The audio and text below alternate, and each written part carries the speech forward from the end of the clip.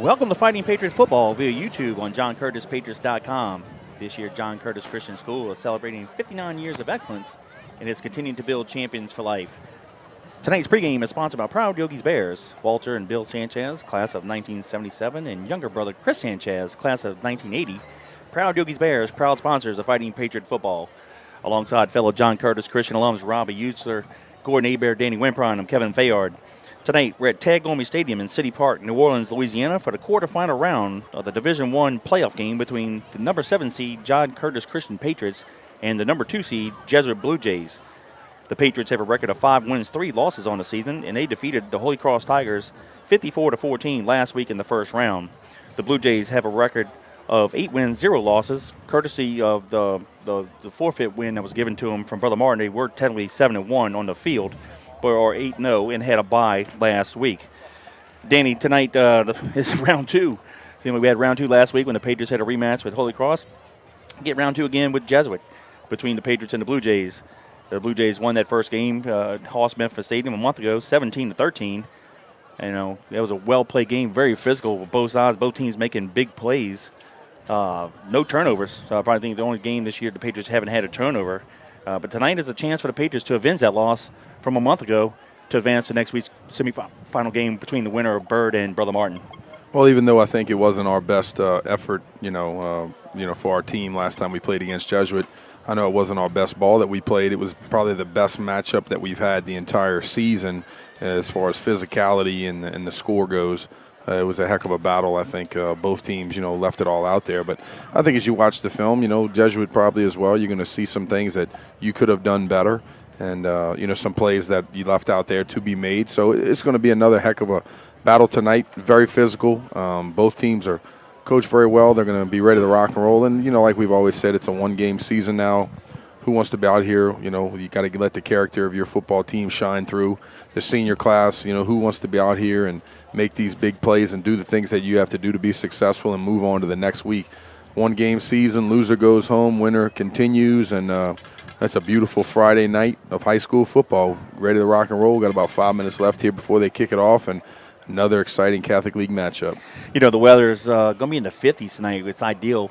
We haven't had some nice weather, and we've had weather nights on the last 2 Saturdays. But the evening games, and go back to when we played, how nice it was October into November, especially the playoffs when it's nice and cool and crisp. Starts to feel like football. Man, you get a little extra oomph in your step, so to speak. But what a great night for football. So we appreciate all you guys listening to us. Feel free to interact with us throughout the broadcast. Now we have, last time we were here a month ago, we played Holy Cross. Poor Robbie had a wedding and had to do the game remote. We had some technical issues, but he's here tonight. But feel free to interact with us. You can send a text to 504-259-7690. Again, 504-259-7690. Leave your name and, of course, a comment and the location. We'll give you a shout-out. Real quick, let's give first one of the night. Of course, is Jeff Bonet, class of 1995, watching from the camp. We appreciate you as being a loyal listener. Also, Luke Costanza, give us a shout-out. We appreciate that. And we got another fan saying, Go Patriots, watching the stream. And, of course, if you're on the YouTube, Alan Diagracias, he's a fan of Jaden Alfonso, number 18. That's your old number, a kicker. That's right. And I got watches from Las Vegas. Kerry Lorcella and Barataria Patriots. He said they're ready to go. They're all lined up watching us on a big screen. Appreciate awesome. that, guys. Yeah, hope you guys are getting back together. I know that 100%. That area was devastated for the hurricane. I know it's been tough for you folks. So I hope y'all are, getting your lives back in order and getting repairs. And it's good to see that picture of friends watching. Can you imagine what the weather's like down there? It's got to be nice and chilly. Well, nice and cool. Like you said, the atmosphere for football doesn't really get any better than this. It's a nice, brisk, cool weather Friday night for football. You're playing at Pregame Stadium in the middle of the playoffs, ready to rock and roll. So, if this doesn't get your blood pumping, then you shouldn't be playing football. I mean, this is what it's all about. Curtis versus Jesuit. Going to be a heck of a matchup tonight. We're looking forward to it. I'm hoping we can have some more explosive plays. Defense can shut them down. I think one of the keys to victory for us, Kevin, is just hitting this quarterback in the mouth early. He's a heck of a ball player. I really liked him last time that we saw him. We saw him a little bit last year. That Luke LaForge was kind of trading some time with him, and we liked what we saw out of him last year. But this year I think he's, ahead of the class. He's very physical, the way he runs the ball, throws the ball well, moves his feet, and obviously knows what he's doing out there. So Buddy Taylor, our senior quarterback as well, has to take care of the football. You mentioned it in the last game, no turnovers from either side, which is usually the tail of the tape. The team with, the most explosive plays and the fewest turnovers, and, you playing assignment football. And then obviously we got to talk about special teams. You got to play well on special teams. Hopefully some big returns from our side and, pinning them inside the 20, like that we saw last week from our kicker. Getting down there and, putting that ball in the end zone. I think that was Tevapal putting it down in the end zone and, making them start from the 20. Got to drive 80 yards against our defense. That's going to be a tough hill to climb. So I like that aspect for the special teams, getting a little better there. But like we said before, it's going to be a tough matchup.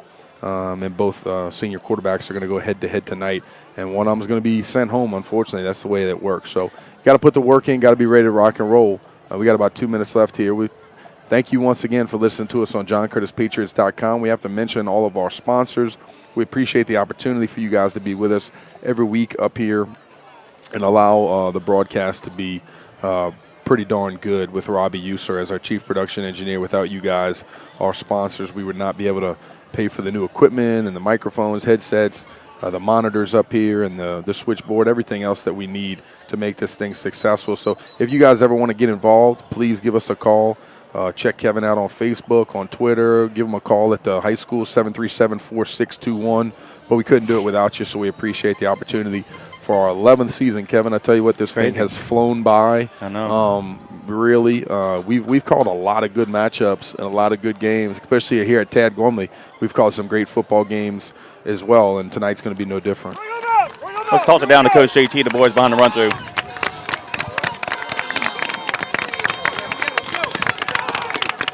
Hey, man, we talking right now. Hey, 24 minutes, whatever we got. Let's go get it. And here come your Fighting Patriots at John Curtis Christian School. The Patriots in their traditional white helmets, white jerseys, and white pants occupying the east sideline. Jesuit is yet to take the field. A couple quick more shout-outs. Walter Eckert and family watching us. Of course, Doug Whittington and Pearl River give you a shout-out. Jerry Saban, class of 03, appreciate you for listening. What's up, Jerry? And I got another... here's a text message here for you, Dan. He says that we need a 1999 Abbeville Wind Prom performance tonight to come through. Oh, I like that. Yes, sir. That was the good old days. Fun stuff. Yep. Dawn Morgan saying, let's go Patriots. Brian Miller listening to us on the live broadcast. Appreciate you, Brian. Thanks for being a loyal listener. Besides, the winner tonight advances to the semifinals. Right now, up in North Louisiana, Bird is hosting Brother Martin. So the winner of the Bird-Brother Martin game plays the winner of the John Curtis Christian and Jesuit game. But we're also playing for Thanksgiving practice. Yeah. That's a tradition that started in 1975, and since 75, there's only been 1 year, 1992, that we haven't had a Thanksgiving practice. We lost to Opelousas in the regional round the week before Thanksgiving in double overtime. But since then, we've always had one, so we got to keep tradition alive. 100%, buddy. We don't have a Thanksgiving practice since we don't know what I'm going to do. I've been going every year since 85. I'll invite you over for a turkey sandwich. But again, we want to thank the proud Yogi's Bears, Walter, Bill, and Chris Sanchez. Thank you for all you do in support of us and being great friends to us as well. What are you guys doing for Thanksgiving this year, by the way? Y'all heading out of town, staying in town? No, I would stay in town. I'm planning on going to having our practice and our little devotional and stuff. And, yes, sir. And catching on live on the YouTube. And I'll probably go to Georgiana's mom and dad's on the West Bank. There you go. Okay. So, good deal. Yeah. Get you some turkey regardless. Yeah, you're right. The Patriots lead the all-time series versus the Blue Jays 8-2. The two losses came, the first one is in 2014 state championship game, and, of course, the 17-13 defeat to the Blue Jays in October for homecoming. That was it, but the Patriots have had their way with the Blue Jays since. Coach JT's record is 603 wins, 74 losses, and 6 ties, so the magic number is 19 wins to be the all-time winningest coach in the sport of football. Danny, the Blue Jays have also allowed 68 points on the season, so they're a tough defense, and we only scored 13 against them a month ago. And here come the Blue Jays. They take the field. They're going to occupy the west sideline. Their traditional white helmet, blue jersey, and white pants, and somebody took out one of the players. He ran out to the run-through. But fortunately, he didn't take out the rest of the team. Yeah. It was funny last week. Our little Owens Little Farms group was playing for the 7-8 East Bank Championship at EJ. It was a pretty cool experience for the young guys. And we said, you know what? we definitely have to put the skill guys in front because we're doing a run through. We've never done this before. We do not want to look like everybody falling all over each other, but it was pretty cool. I'd always go last because when I was a freshman, we had so many Right. guys, and then I'll just run out the last. And then as a sophomore, and then became a starter and junior. And it was tradition. And even through my senior year, my dad always Right. says, "Why are you going last?" So I just, just always did it. But the one time I was one of the first ones out was state championship game when only the seniors run through, and I kind of led a charge. But that was one of my main things. And you can see the pictures I have. I'm high stepping because I did not want to stub my toe on that turf field. No, the one sir. time I lead the team through the run through, and I stub my toe and take out the whole people, and then I've been embarrassed on the state championship my games. goodness. So I made sure my feet were, I was, picking them up and putting them down. So I'll never forget. Quick story. I think it's like my sophomore year. I'm going into the game, kind of towards the end. We're winning pretty good at Muspertolino, and Coach JT gives me the play call. Then I'm about to run it. No. He calls another play. Kind of calls me back. No. Come back again. He calls another one. He goes, go. We got probably 15 seconds left on the play clock, so I'm taking off running, and he goes, hey, and I go to turn around, and I just basically just busted. Just turn around, and I just trip, fall, bust, slide on my stomach. And I get up and I shoot Coach JT the guns. He's like, get in there. I get in the huddle, and everybody's laughing at me. I'm like, shut up. There we go. Come on, call the play. you thought you'd get the guns. I'm telling you. Need a diversion. The captains are at midfield right now with the head referee going over the rules and the coin flip. The Patriots division team will call it. And if you give me 1 second, I'll tell you who won it and who's going to be kicking off, who's going to receive, and what sidelines or which end zone is going to defer. Looks like the Patriots won the toss and elect to receive, and they'll be on our left, going left to right. So we're seconds away from the opening kickoff. The Blue Jays kicking off to us. So you know what, Daniel? Why not? Let's hit the ball first and show the Blue Jays what Patriot football is all about. Why not? Got a shout out from Coach Christie. She's listening to us in Florida. Appreciate Coach that. Christie. Of the Society of Jesus. We're going to pause for an invocation and playing the national anthem. In the name of the Father, and of the Son, and of the Holy Spirit, amen. Almighty and eternal God, as we gather tonight to compete, bless us with the grace to know and to carry out your most holy will. Keep these young men on the field safe from injury, teaching them perseverance, teamwork, and respect for their opponents. Keep the rest of us focused on the good of the young men and a spirit of gratitude for your many graces. We ask this through Christ our Lord. Amen. St. Ignatius Loyola, pray for us. In the name of the Father, and of the Son, and of the Holy Spirit.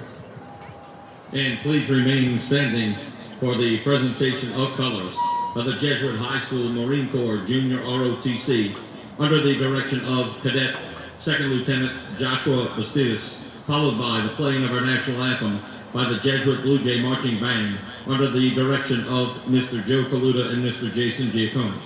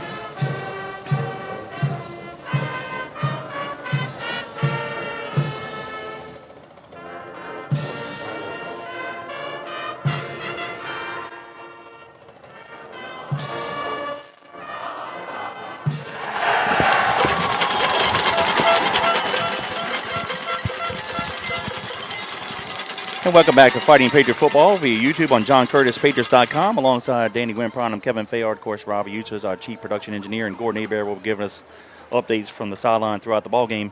Sit back, relax, and enjoy this ball game. Hopefully, it's going to be a red, white, and blue night for the Patriots. Again, the winner of this quarterfinal game will face the winner of the Brother Martin Bird game.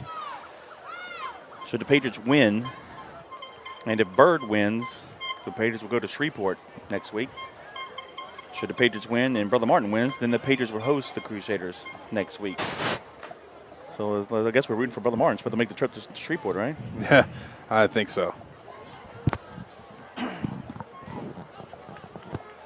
What's Bird looking like this year, Kev? They're pretty good. Just a good ball club like they were last year. I just don't know if they match up physically with Brother Martin. Yeah, Brother Martin's the top of the class right now. You got to play your best football against them.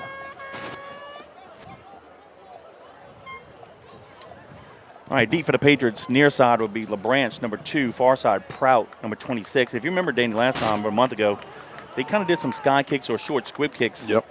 Past the front row into the second, and then you hate to see a third level because we got guys spread all around the field. But no, which is okay with me because I think you're bound to get it, ahead of the 20 every time if they're going to do a simple sky kick. You just got to be disciplined. You know, you could have fair catches if it's a really good sky kick, but attack the football, go get after it.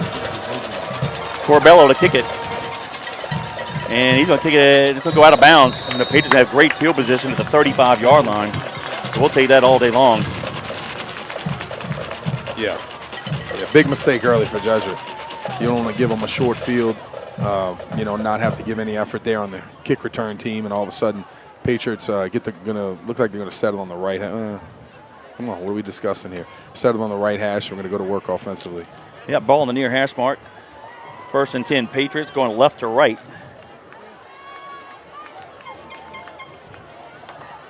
Taylor is at quarterback. Prout, the near side halfback. LeBranch, the far side. Twins, top of the field. Will go to the left. Hands it off to LeBranch. He's going to fight hard to the 38-yard line. Let's give him 3. 2nd down and 7. Yeah, Buddy Taylor, I think he's got to do a good job tonight on working inside in towards the line of scrimmage, down into the line to make those reads a lot easier for himself. Offensive line has to do a great job of coming off the ball, getting a good push, and we expect to be successful here. Taylor rolls his left. Going to fire a pass incomplete. Now, Dane, I think if he'd have ran it, he might have had the 1st down. Yeah, he was definitely he had him out leveraged with his speed to the top of the field. You know, I know how it goes. It's early. You want to try to get a nice completion under your belt. I actually think the receiver ran a good route, and he was open as well. Just kind of threw it out over his outstretched arms to the top of the field. But I like the play call there early, Kevin. That could be something we go back to later in the ball game to have him on that sprint protection. To get him out of the pocket and be able to use his wheels also. Stacked Twins, top of the field. 3rd down and 7. That was in a receiver motion option, top of the field. Going to pitch it to Prout. He's trying to turn the corner, gets the block, and he gets it to the 40-yard line, well short of the 1st down. So it'll be 4th down Patriots, and we'll send the punt team in. Let's give a shout out to little Malcolm Ogeron. Listen to us in Bro Bridge. Thank you, little Malcolm. We had a little visit with your dad on the sideline before the game. Sure did. Sit back, watch us, enjoy it. Hope you're doing well.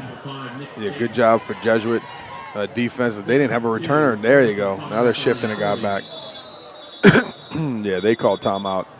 They had too many guys. One guy was deep return, and I think they had too many guys down here, and then they shifted him off and then moved another guy back as the returner. So coach is going to call timeout, get him situated. You don't want to have a silly penalty this early in the ball game, especially get us that much closer to getting a 1st down. Actually, on a penalty, it probably would be a 1st down at it. So it's 4th and 5. Yep. Yeah, I don't fault Buddy for trying to throw. I almost made a comment before that play. He actually threw the ball well against Jesuit. Had a couple of nice long passes. I think Buddy is a very accurate passer. I really like him with the ball in his hands, running it and throwing it. But I like what they did there. Like I said, on that leg protection, sprinting out to the left, I like being able to use his eyes downfield and then his feet as well. If it's not there, tuck it and run, and don't have a negative play. Tevapart upon it, Foley to receive it. He's going to field it at the 26-yard line. Go get him. Got him. There you go. Lost. for 2 yards after he fielded it. So we'll have it 1st and 10 Blue Jays at their own 25-yard line with 10:49 to go in the first period. There's no score. Quick, let's give a shout out to Rusty Alfonso. He's listening, and giving a shout out to Jaden Alfonso. Appreciate you. Of course, you want to interact with us, send a text to 504-259-7690. Give us your name and location. We'll do that. Of course, Michael Maples. We hey, what's up, Mike? Haven't heard from him in a while, but yeah, he's a man. good friend of ours. Thanks for checking in, Michael. Hope he's doing well. Rivier, the quarterback. Slot twins near side. Rivier's going to keep it, going to run right the middle. And Danny, like he did the first game, he's a big old bull. He's got like 6 yards, 77 on that carry. Well, that's the biggest thing, Kevin. And obviously on the first play, they want to set the tempo and set the pace of this game with their physicality from their big quarterback. And he is that. He's a heck of a player. Probably, one of the better quarterbacks I've seen in a while in the Catholic League. 6'3", 205 pounds. And, he runs downhill. 2nd and 3, gain of 7. They hand it off to Duplessis. He's going to have the first down and a few extra yards, and he gets it near the 40-yard line. Let's call it the 39. It'll be 1st and 10 Blue Jays. So 2 plays and 2 nice runs here for the Blue Jays. They're running the ball right at us.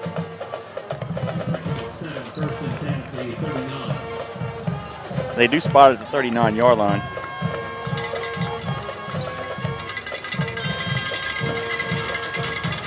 Trips top of the field, split near side. Duplessis lined up to the left of Rivier. He'll stay in the shotgun.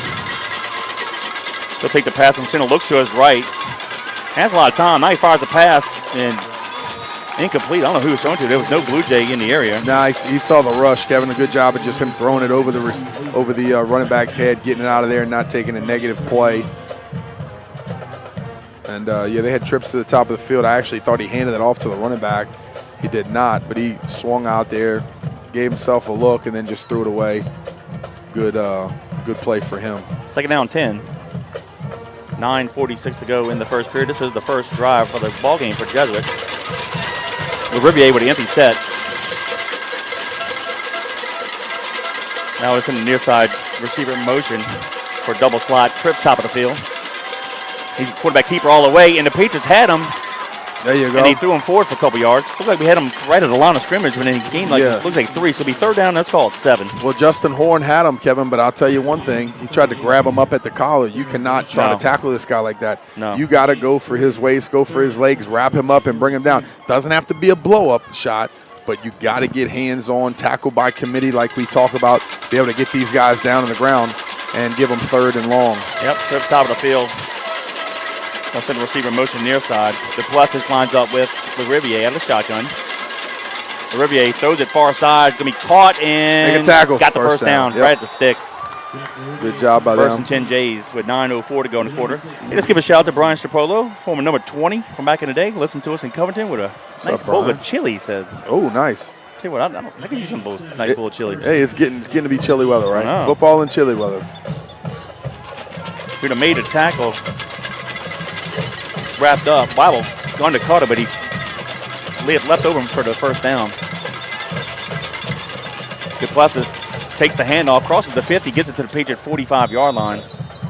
Looks like he's 2nd down and about 4, gain of 6 on the play. Jesuit so far, very balanced attack, putting it in the air, throwing for a first down, running right at us, Kevin. They've been very effective running the ball right downhill into our interior line. We have not really stopped them for a negative play. Nope. They hand it off to Duplessis again. He gets the first down, but looks like a touchdown saving tackle at the 36-yard line. He was gone, and looks like we got him about a foot.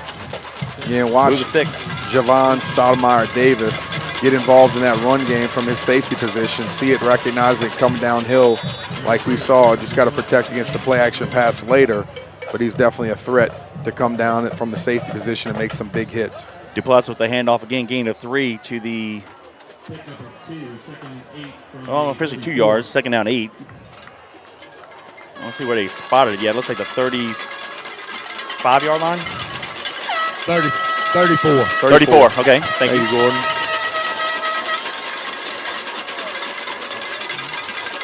Yes, all their runs have been right up the middle, but you know what? Brother Martin had a lot of success, and even Holy Cross last week early had success up the middle against us.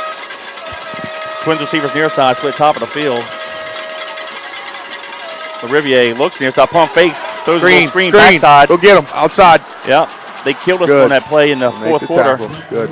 That was to DePlessis, the running back, but they did it to the tight end. Yep. The first time to gain 10 yards, and then, of course, the game-winning touchdown from 30 yards out. They're bringing in more of a heavy package here, Kevin. Some big linemen, some interior guys. Calling these plays from the sideline. I'm not sure if they have wristbands or everything's on signals and calls from the side, but yeah, they're heavy packaging. Third down and a long two. Offensive lineman in the backfield. We have a quarterback keeper here. Let's see.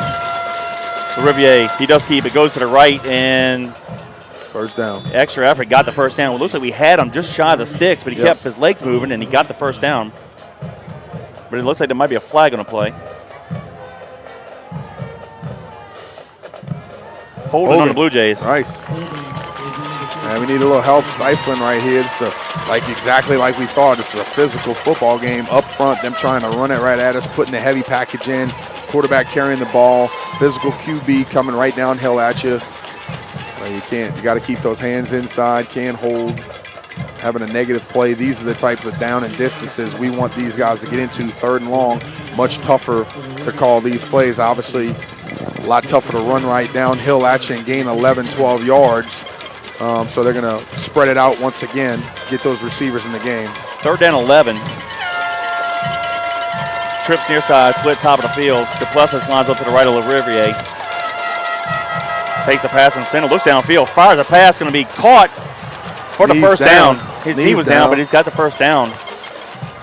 Got it by a yard. Needed 11, got 12 to the 24-yard line. First and 10 Jays, 6:10 to go in the first period. There's no score.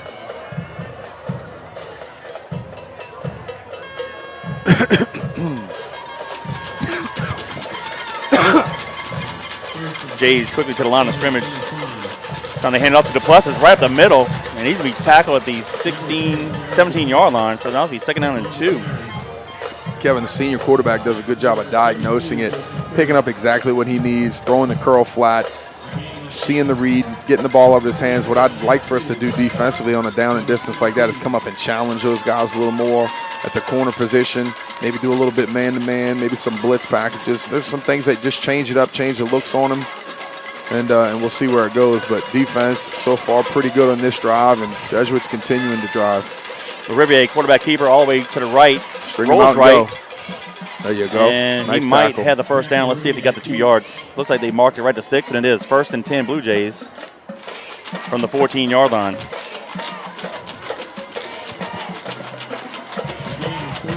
.5:17 to go in the quarter. Patriots went 3 and out, punted, and this is the Jesuit Blue Jays' first drive of the game, and they are moving the ball from their own 25. They're at the Patriots 14.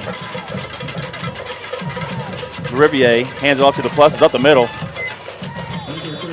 and he gets it to the 12-yard line, gain of 2, second down 8. How was their kicker last game, Kevin? He's got distance. Capable? He missed the field goal and an extra point, but if you remember, he hit like a 42-yarder. That's right. Yep, sure did.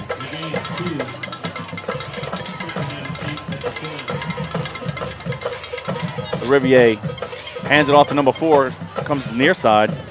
That's the new running back, that's Parker. Kevin, they've run that motion to the QB and around a few times now, even motion with the back coming to him, and they haven't handed it off yet. So defense has to stay disciplined and be able to understand that it may come to him, it may not, just be a decoy, just trying to move the defense second level a little bit, but you got to look out for maybe a little speed. 3rd and 5, ball at the 9, they have to get to the 4. Trips to the right. They'll stay in the shotgun formation, send the inside receiver in motion, near side. The Riviere comes near side. Oh, has a lot of running room, and he's going to score easily. Untouched. Yeah, we had nobody outside. 2 receivers at the top of the field. They moved one inside. Looked like they're going to run right at the middle. He just took the pass from center, and he just ran to the corner and just outran our defensive back. 9 yards for the touchdown. So with 3:55 to go in the first, it's the Blue Jays 6, the Patriots 0 with the PAT pending. Yeah, the strong safety to the top of the field that actually just got sucked in, thought the ball was going to the top or up the middle, like you said. And when he lost contain, we were done. Riviere is a good physical runner, but he also has some speed. He's more athletic than you think, and he basically just outran everybody in the end zone. Corbello hammers the PAT, so with 3:55 to go in the quarter, it's the Blue Jays 7, the Patriots 0. I want to say thanks to Ronnie and Barbara Winprime, my mom and dad there. They're watching, said go Patriots. So for all of you watching, Jesuits on top 7-0 with 3:55. And they milked the clock pretty good, Kevin. 3:55 left here in the first quarter. You listen to us live on JohnCurtisPatriots.com. And that drive, or the second drive of the game, we went 3 and out. Second drive of the ball game was a physical, exactly what we thought Jesuit was going to be on offense. Stayed pretty balanced, putting the ball in the air, danking a dong on us, curl flat, doing what they needed to do, running the ball right at us, and then the quarterback at the end just ran around us for the score. So a nice flip-flop change up from them, and being able to put that ball in the end zone, 7-0 Jesuit. Yeah, it was a 75-yard drive by the Blue Jays. But you see the defense, they're huddled up, so we'll make some adjustments. Plenty of football to be played. Oh, 100%. Corbello to kick it off again, right to left. LeBrant's the near side halfback. Far side would be Prout, but they'll probably do that little squib again. Let's see what they do. This time he hammers it deep. And in the end zone, so the Patriots will have it 1st and 10 at their own 20.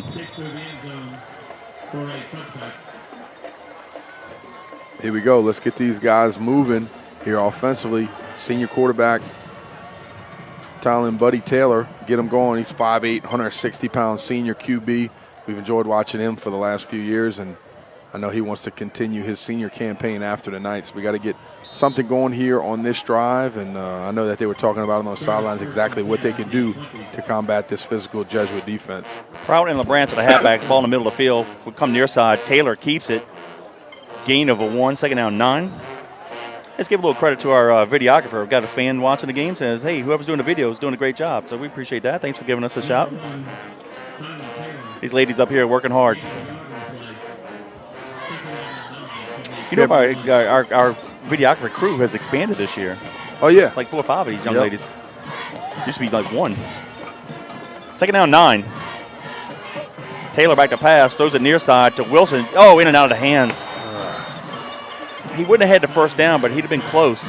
No. Buddy's got to drive that thing into his outside shoulder, keep it low down into his gut or his shoulder pads. You don't want him to have to turn and get up and try to get the ball outside. Still should have been caught, Kevin, but yeah, we have to take advantage of our opportunities down here to pick up first downs. That's what it's all about, moving the sticks.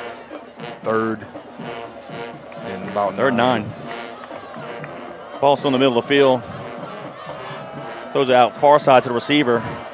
And he's going to make a move. Does, and I think he's just going to be shy of the first. Oh, they said he stepped out of bounds at the 26. Goodness. I didn't see that. I thought he got pushed out near the 30, but that's maybe another 3 and out for the Patriots with the punt it. Well, we got to flip the field again, make them drive the length of the field. You got 3:14 left here on the clock in the first quarter. Flip the field, make the defense come up big. I know that they, like you said, they're down here making their adjustments, doing what they need to do to be successful in this next drive. Tevapaw to punt it, Foley to receive it. Nice punt. Tevapaw catches at the 34-yard line, so the Blue Jays will take it over. 1st and 10 from their own 34. 3:07 to go in the first period. It's the Blue Jays 7, the Patriots 0. Danny, go ahead. I was going to say, I just like playing here at Tag Roman, man. Nice. Well, I can't say this press box is nice. They really junk it up. They don't take care of it. But my point is, we're here in the heat. Feels good up here, but I don't know, those guys like playing under the big lights, big stadium, and the turf. It's just a good atmosphere for high school football. Now, say, a couple weeks ago when we lost our brother Martin, we can get our first down in the middle of the second quarter. We got to do something offensively. Yeah. Soon. The Riviere hands it off to running back number 4. He's going to be tripped up near the 40-yard line. I believe that's Porter. Let me double check that. Parker. Jasper Parker. Gain of 6 to the 40. Second down 4. Davis on the tackle. I got a former Jesuit Blue Jay, Andre Plaisance, my buddy listening from Houston. He said, I have to say that was an excellent touchdown call there, Danny. Thanks so much. Hey, he executed it well. Yeah, sure did. Hands it off to Parker again. Needs to be shy of the first down. Probably third down. Let's call it a long 1. Yeah. 1.5. Yeah, well, we know what's coming, Kevin. There's no doubt about it. They may eventually try to do some play action, 3rd and short, but they're going to put that heavy package in. They're going to try to run right at you. Going to try to use that big offensive line, some big fullbacks or other offensive line that check into the ball game that can move well. Here they come. They're going to run right at you, and either you can stop them or you can't. So we have to play big as well, play on the other side of the ball, do some stunts, get those linebackers involved, get up the field, stay in your lane, and make some big stops. The biggest play of the game right here so far. 3rd and long 1. Bunch formation here by the Blue Jays. LaRivier's going to keep it himself, goes to the right. He'll have the first down, a few extra yards. We're going to finally get him down to the ground at the 49-yard line. So we'll move the chains with 1:44 to go in the first period. Yeah, LaRiviere is. Give me a second.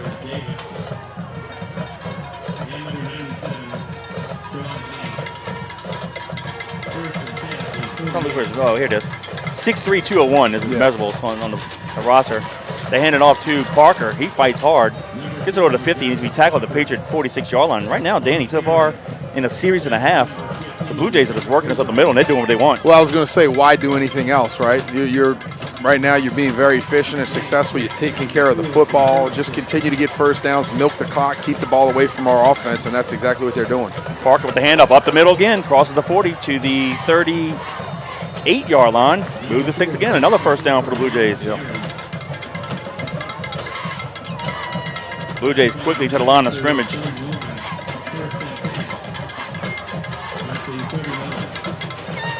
Parker gets the handoff up the middle again. This time a short gain, maybe 1. 2nd down 9. Well, I said Brother Martin had a lot of success a couple weeks ago, and early in the game last week, Holy Cross did as well. So obviously in film study, Jesuit sees something we're not doing, or they think they can manhandle us up front, and so far they are with under a minute to go in the first period. Yeah, I tell you what, some of our defensive linemen look a little gassed out there. They got to get off, take a little breather, get some water, and get ready to play physical again. This is going to be a long ball game for them. Trips near side, down the center, inside receiver in motion. Could be a fullback. LaRiviere going to keep it all the way. Goes to his right, crosses the 35-30. And he's going to be shy of the first down. They're going to mark him down at the 29-yard line. It's going to be 3rd down and 1. I tell you what, they're bringing that heavy package in. He's doing a good job of using his vision, kind of sticking to the top of the field, last minute cutting it back, and we haven't really had an answer for him. Picking up 5 yards a pop easy. And so like I said, we need to get up the field, put some pressure on them. Those big bodies coming down to us. This might be the last play of the quarter. They don't have to run. It's 10 seconds. Let's see if they try to hustle it up. They do break the huddle with 7. Little bunch formation to the right. 3 seconds. They do snap it in time. Quarterback keeper to the right all the way. And they're going to swing it out. And he got hit at the sticks. Way to hit him. Do they get the first down or not? That's the key. He might have it. Not sure if they got it, but I do like.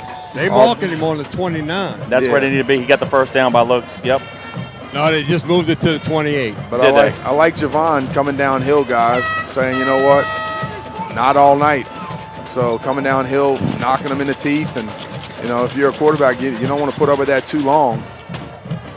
But strung him out. But I tell you what, he's faster than you think, Kevin. He really is. He can run the ball. They still haven't made a call if it's first down or not, but we're going to flip the field nonetheless. It's either going to be 1st and 10 Blue Jays or 4th and 1. But at the 1 quarter play, it's the Blue Jays 7, the Patriots 0. Kevin, for that first quarter of action, I want to say thank you to Hot Rods Creole, locally owned and family operated with generational recipes for your cooking ease and enjoyment. Check out their award-winning jambalaya, gumbo, barbecue sauce, premium garlic butter seasonings, fish fries, seafood boils, and everything that they offer. If you go to your local grocery store right now, you will find them on the shelves. www.hotrodscreole.com to find everything that they offer. Hot Rods Creole, the only way to Creole. Well, the only score in the first quarter was a 75-yard drive by the Blue Jays with 3:55 to go in the quarter. LaRiviere hit a 9-yard touchdown run. Corbello added a PT, putting up 7-0, and that's where we are. But it is going to be 1st and 10 Blue Jays at the Patriot 28-yard line. Now the Blue Jays going left to right. I tell you what, Kevin, looking on the sidelines here, this is the most populated, the most numbers of little peppers and dance line and dance team and cheerleaders that I've seen so far. Yeah. Might have 60, 70 girls out there. Duplessis is now the lone running back to the right of LaRiviere. They'll send the top receiver motion across the formation. They'll hand it to Duplessis, and finally, tackle for a loss. That's Lane. He just beat his man and hog-tied Duplessis and wrangling them down. And we need to see more of that. Second and 11, excuse me. Yep, good job right there. Kevin, that's exactly, we need that.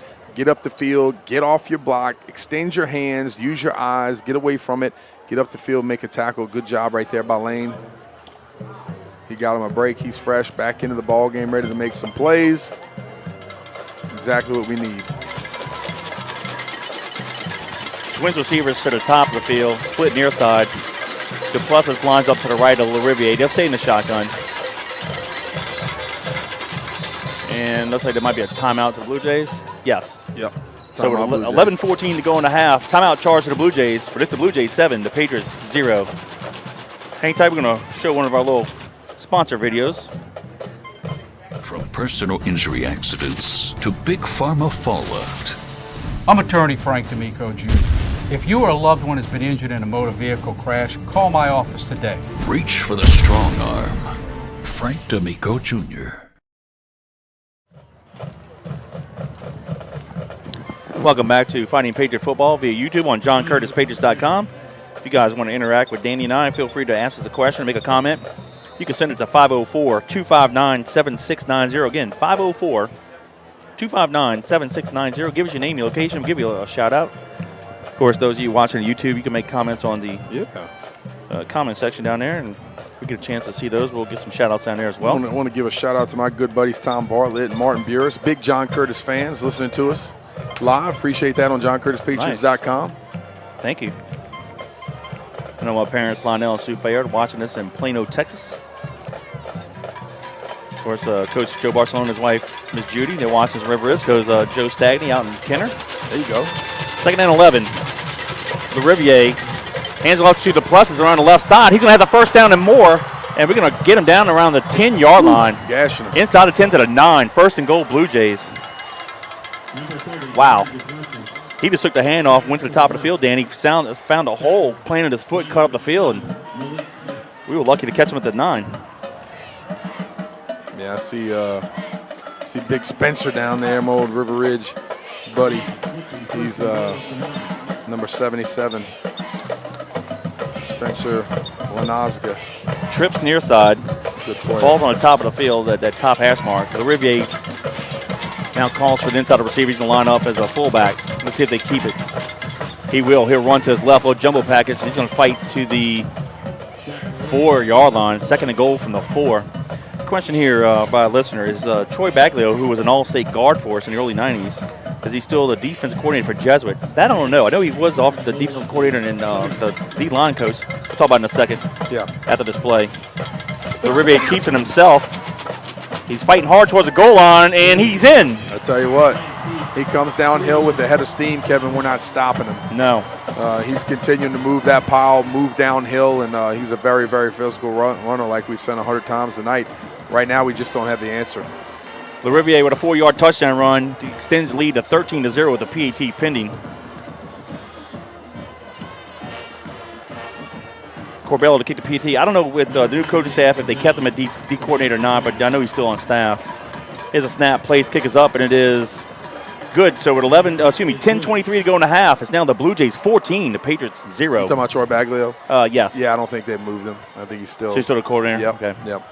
Yeah, he knows our offense and what we do. I think Troy was a all-state guard. He was an all-state guard, I think, when I was an 8th grader, Yeah. I believe. He was a senior.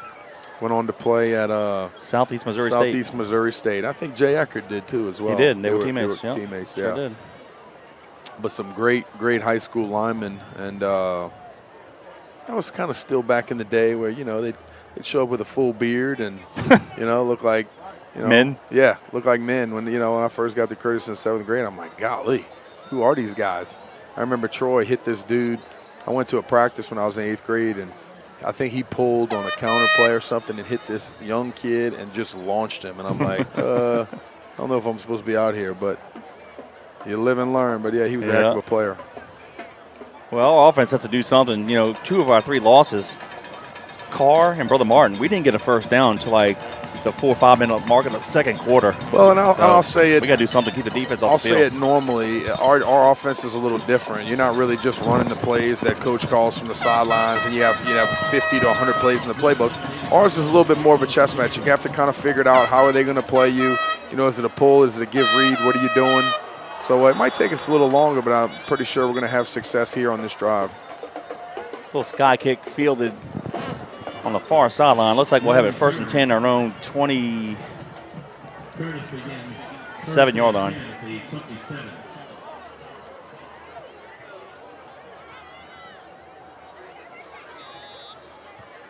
Not bad field position here, Kevin. Might be a time to take a shot deep downfield. Little play action pass. See where the leverage is here by the DBs. Looks like we're going to go a little.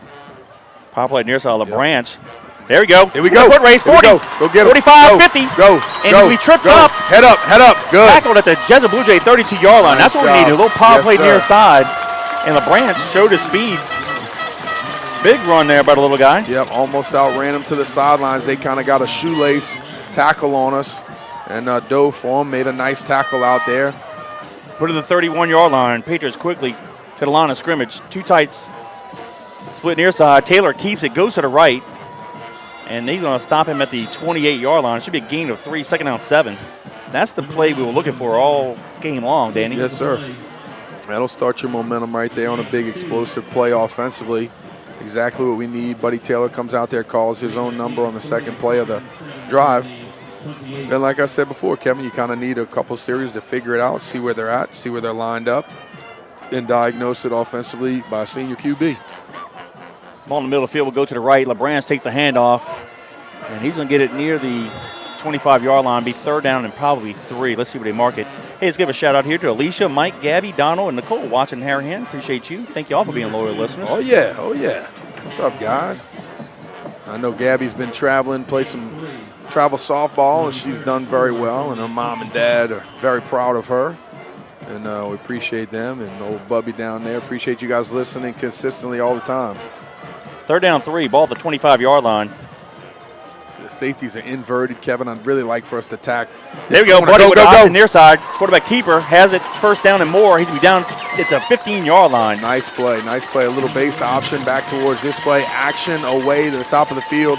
Coming back downhill away from it and getting some blockers out front. And again, Buddy Taylor, he's not really the same type of runner that their quarterback is, but Buddy is very quick, explosive, and fast. He could use his speed. And like I said before, I like when the senior quarterback gets his hands on the ball. Prout and Johnson will be the halfbacks. Ball in the near hash mark. 1st and 10. Taylor goes to option, top of the field to Prout. Oh, and he's going to be tackled for a loss. Boy, did they swarm that one. Back to the 22-yard line. Loss of 7. See, the thing about that is, Kevin, if they're going to come from inside out, duck underneath the block, you have to be able to make the tackle. And they had some speed coming from inside out, and they did exactly that. Nice read coming up the field and getting to them. That one was blown up from the very start. LeBranch and Smith check in halfbacks. Actually lost a 5, so it wasn't as bad as I thought it would be, but it's still 2nd and 15. Hands it off to LeBranch, and he goes nowhere. Make it 3rd and 15. They're a flag on the play. Got some more shout-outs here. Kevin got Kyle and Liz Sanderson listening to us out there in Metairie. Their son Graham is going to be a future Patriot along with Charlie Bartlett and Blaine Burris as well. So appreciate those Jesters families listening to us, and see you guys tomorrow. Go Patriots.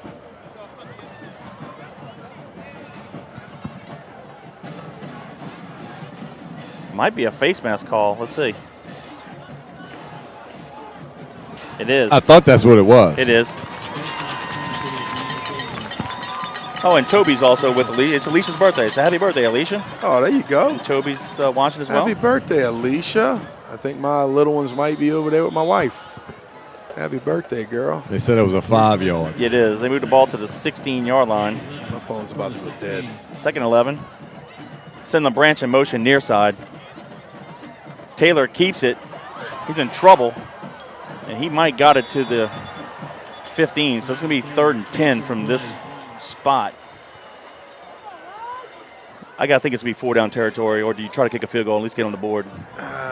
Down 14-0. I think you go for it. That's, I think, too. 3rd down and 10 from the 15. All right, so 3rd and 10, back to the original line of scrimmage.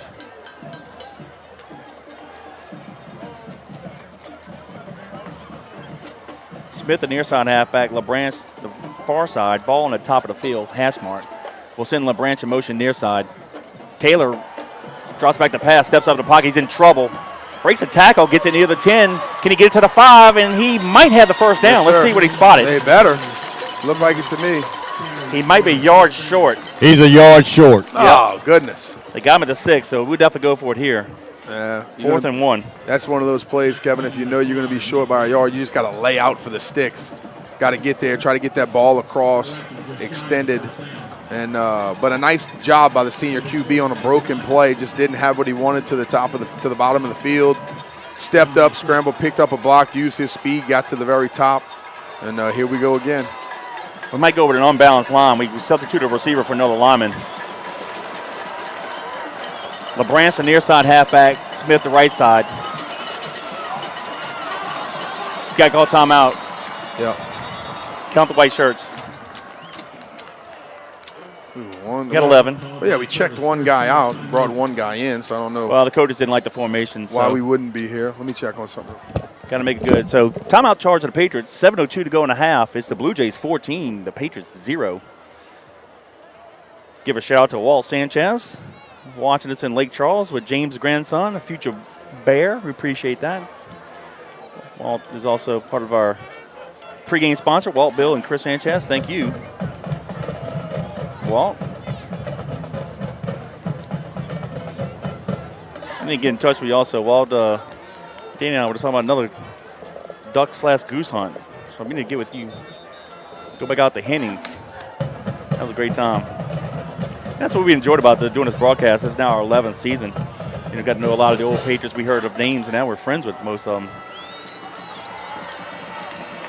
Say Matthew Angelina and Rodney Monahan listen to us as well. Thank you. There we go. 4th down and 1. Ball's at the Blue Jay 6. 2 tight split near side. Taylor is calling the play at the line of scrimmage. LeBranch, the near side halfback. Smith, the far side. We'll go to the right, and it follows a block. Taylor has the first down and more. There you go. He's going to be stopped at the 4-yard line. It'll be 1st and goal. First and goal, excuse me. Exactly what we needed there, Kevin. And that is so much what I love about the Curtis offense. Senior quarterback being able to call his own number, understand, diagnose the defense, see the alignment, inches and angles, coming downhill and doing his job. That was a great, great, great job by the senior QB, getting after it and picking up a first down in the crucial Unbalanced line situation. near side. Taylor goes to the right, hands it off to Smith. Smith's going to fight hard near the goal line, and he's going to be stopped short at the half-yard line. 2nd and goal. 6:28 and counting. This is where you want to be, buddy. 6:28 left here in the second quarter, and the Patriots are driving. They're down 14-0 here. About a football length from the goal line. And we got to get some precious points here, Kevin.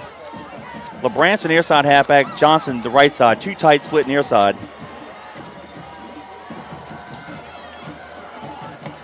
Quarterback keeper right to left works. We'll go to the right. And Taylor is in. Yes, sir. All right. So with 5:58 to go in the half, the Patriots get on the board. It's now 14-6 with the PAT pending. Got to get this extra point here, precious points like we just talked about. And Curtis has got a little bit momentum here after being down 14-0 with the was that Buddy that scored? Or Yeah. Okay. No, Buddy. Senior quarterback calling his own number and getting some points on the board for the Patriots. You know, like I said before, you got to be able to diagnose it.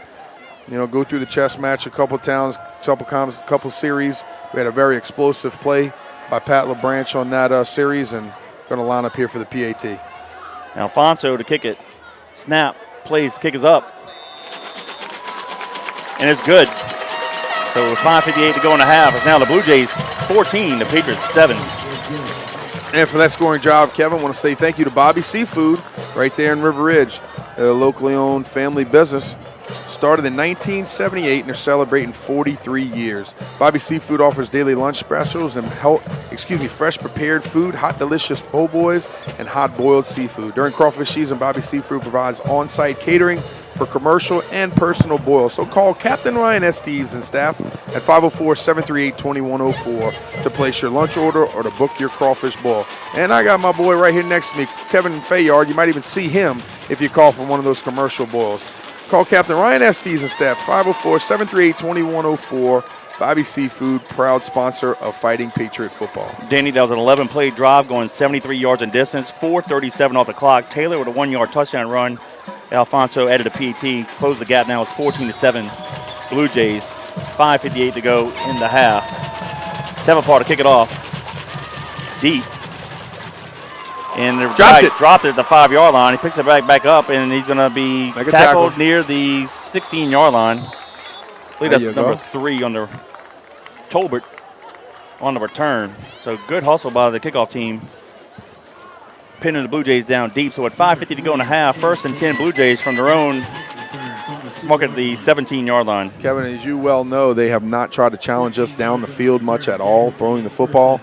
We need to get involved in this box a little bit more. I know you kind of make yourself susceptible for the play-action pass or something down the field, but I like our matchups outside, one-on-one coverage against some of these guys.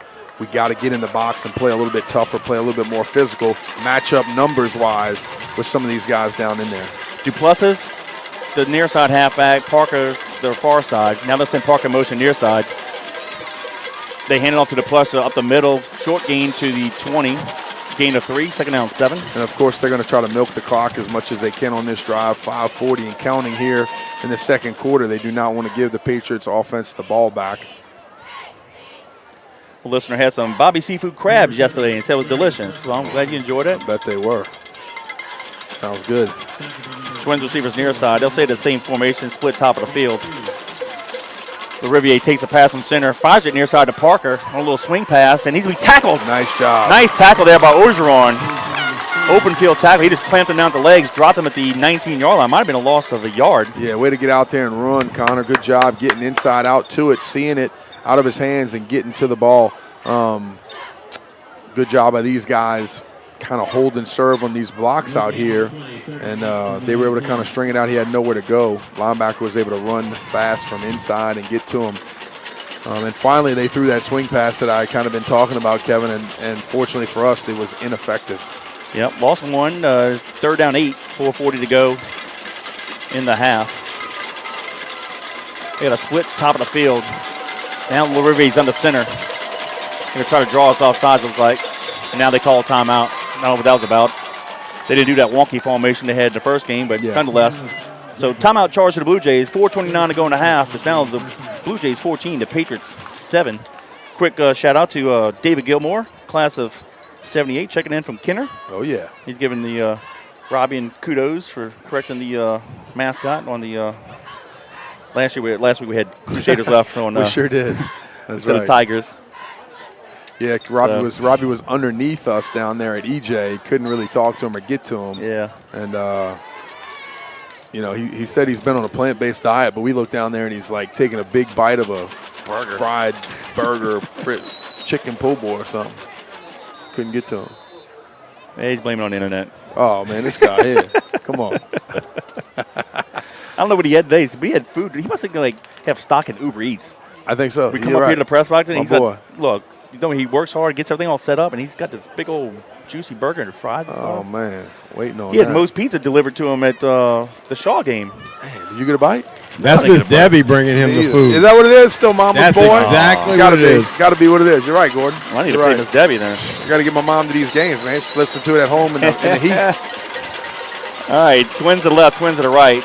Duplessis lines up to the left of the Rivier. Now they'll send a receiving motion top of the field for a trip set. The Rivier takes a pass from center, looks to his left, steps up, fires it far side. Caught, and he's still out of bounds. Oh, they give it to him. They're going to say he came down with 1 foot. Yeah, maybe he did. Maybe Holy he did. mackerel. good effort by him. Yeah, it was a high elevating, pass. getting up in the air and catching that thing at its highest point. I thought see. it was definitely overthrown. Oh, it's hard to tell on the replay in the booth here. But nonetheless, 1st and 10 Blue Jays. Needed 8, he got 9. Hands it off to the running back off the left guard. Short gain of 3. But back to more of my Two point, pluses. Go ahead. Kevin, though, like I said before, this quarterback is going to take what we give him. If we give him the flat or the curl out there, just nice and easy, dink and donk, he's going to take it. I'd like to see our safety stay deep and everybody else come up and challenge those receivers a little bit more on 3rd and long. LaRiviere kept it, and he fought hard for a 1. I thought we had him for a loss of 1. He gained 1, so now it's going to be 3rd down. Let's call it 6. Norman on the tackle. I tell you, if he got that foot down on that 1st down reception, that was a heck of a catch. It was a toe, it wasn't a foot. Heck of a catch. I couldn't tell on the replay we have up in the booth, but I'll defer to the side judge. He was looking at it. Well, that's on Jesuit sideline too. 3:30 and counting. The Blue Jays get the ball to start the second half, so this is a big stop for us here. Can't allow them to score. Twins near side, split top of the field. Duplessis is the lone running back. He'll take the handoff, comes near side, 35-40, and he's going to have the 1st down at the 43-yard line. And the clock momentarily stops with the 1st down. 3:04 left here in the 2nd quarter, and like I said, they're going to milk it for all it's worth, try to keep it away from the Patriots offense, and they're doing exactly that, and they're being very successful in this drive, just driving it right downhill like we thought. Yep, split top of the field, Twins near side. They'll hand it to Duplessis again. He goes up the middle.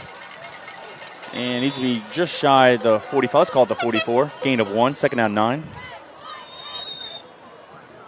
Robbie, one of our list says we need replay. Yeah, we got it.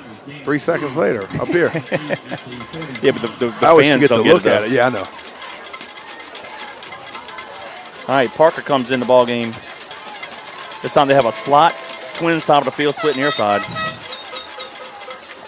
High snap, they hand it off to Parker. He goes around the left side, crosses the 50, and he's going to be tackled at the Patriot 48. It's going to be 3rd down and 1.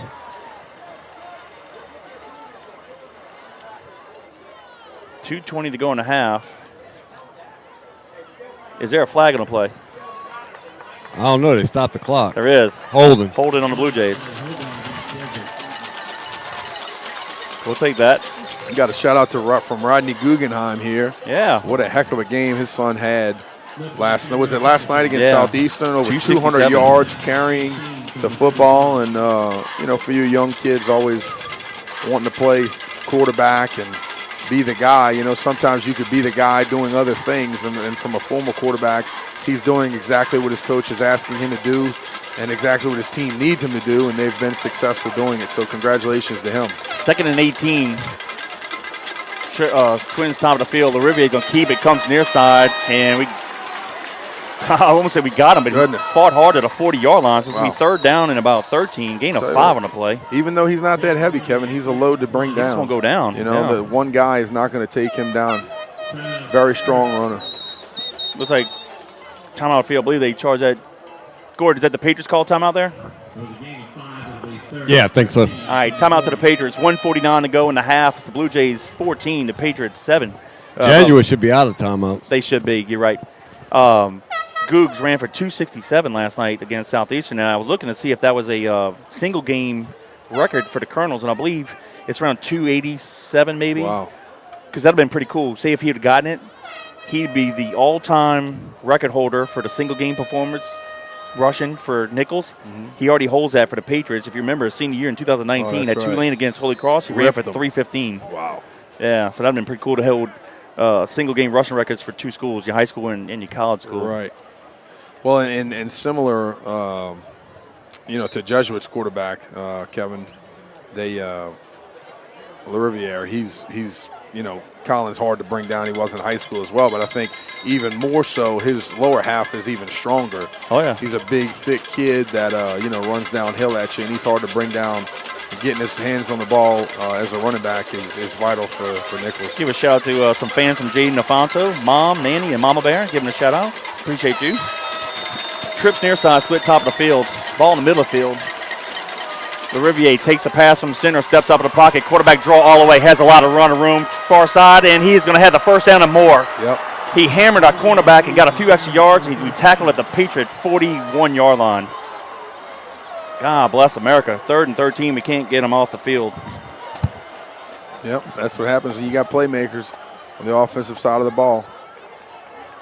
Taking it, saying, give me the ball, coach. He's doing it, doing what he wants. 135 and counting. Double twin set. They'll hand it off to Parker right at the middle. He gets it to the 40. Gain of 2. 2nd down and 8. Hey, credit Jesuit. They're finding some holes. And, of course, LaRiviere's is tough to bring down. He's even tougher when he has wide open field to run through. Yep. Good thing for him, he graduates. We don't have to see him after this game. But he's been fun to watch in recent years. We'll give it to him. 100%. Yeah, we've enjoyed it. Double twins.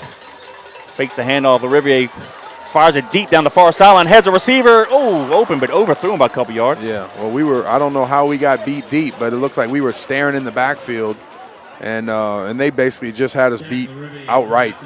Better throw is a touchdown. But that's the first time, Kevin, that they tried to challenge us down the field. I don't know if they will again, so, I don't mind being up there and challenging. But you got to know, Kevin, you're down in distance.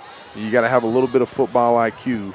Understanding where you're at, what you're going to do, 3rd down situation. They've tried to throw the curl flat a bunch of times. And then, there on 2nd down, they try to go deep on us. But, if it's a manageable situation, they're running the ball. If it's probably, 8 or more yards, they might be throwing the ball out here to the sideline and trying to get something. So let's see what they have here. What are you calling it? 3rd and about 7 here? Is that the 39? Yeah, they have to get to the 32. Yeah. 3rd and 7. Twins near side, split top of the field. 2 running backs with LaRiviere. Delacin, Parker in motion near side. LaRiviere, pump fakes, throws it screen. Come up and get him. Has the first down. Down. God, he set it up perfectly. Got it to the 29-yard line, 1st and 10 with 48 seconds to go. Boy, they set us up perfectly. Called the screen at the perfect time. Yep. They're getting up to the line of scrimmage, getting set. Clock's going to start. Yep. Split twins near side. They'll hand it to Parker right at the middle, 25 to the 24-yard line. They don't have any more timeouts left. I tell you, Big Spencer, he's doing a number on us in the inside of the line. My boy's a load using those hands. I think he's a state champion wrestler. It's a gain of 5, 2nd and 5. 22 and counting. LaRiviere takes the pass from center, look under pressure, throws the screen near side, caught the Parker, has a lot of room. 20, to Duplessis, 15, and he'll be tackled near the 11-yard line. We got a flag near side at the 20. Holding. And a holding call. I saw it.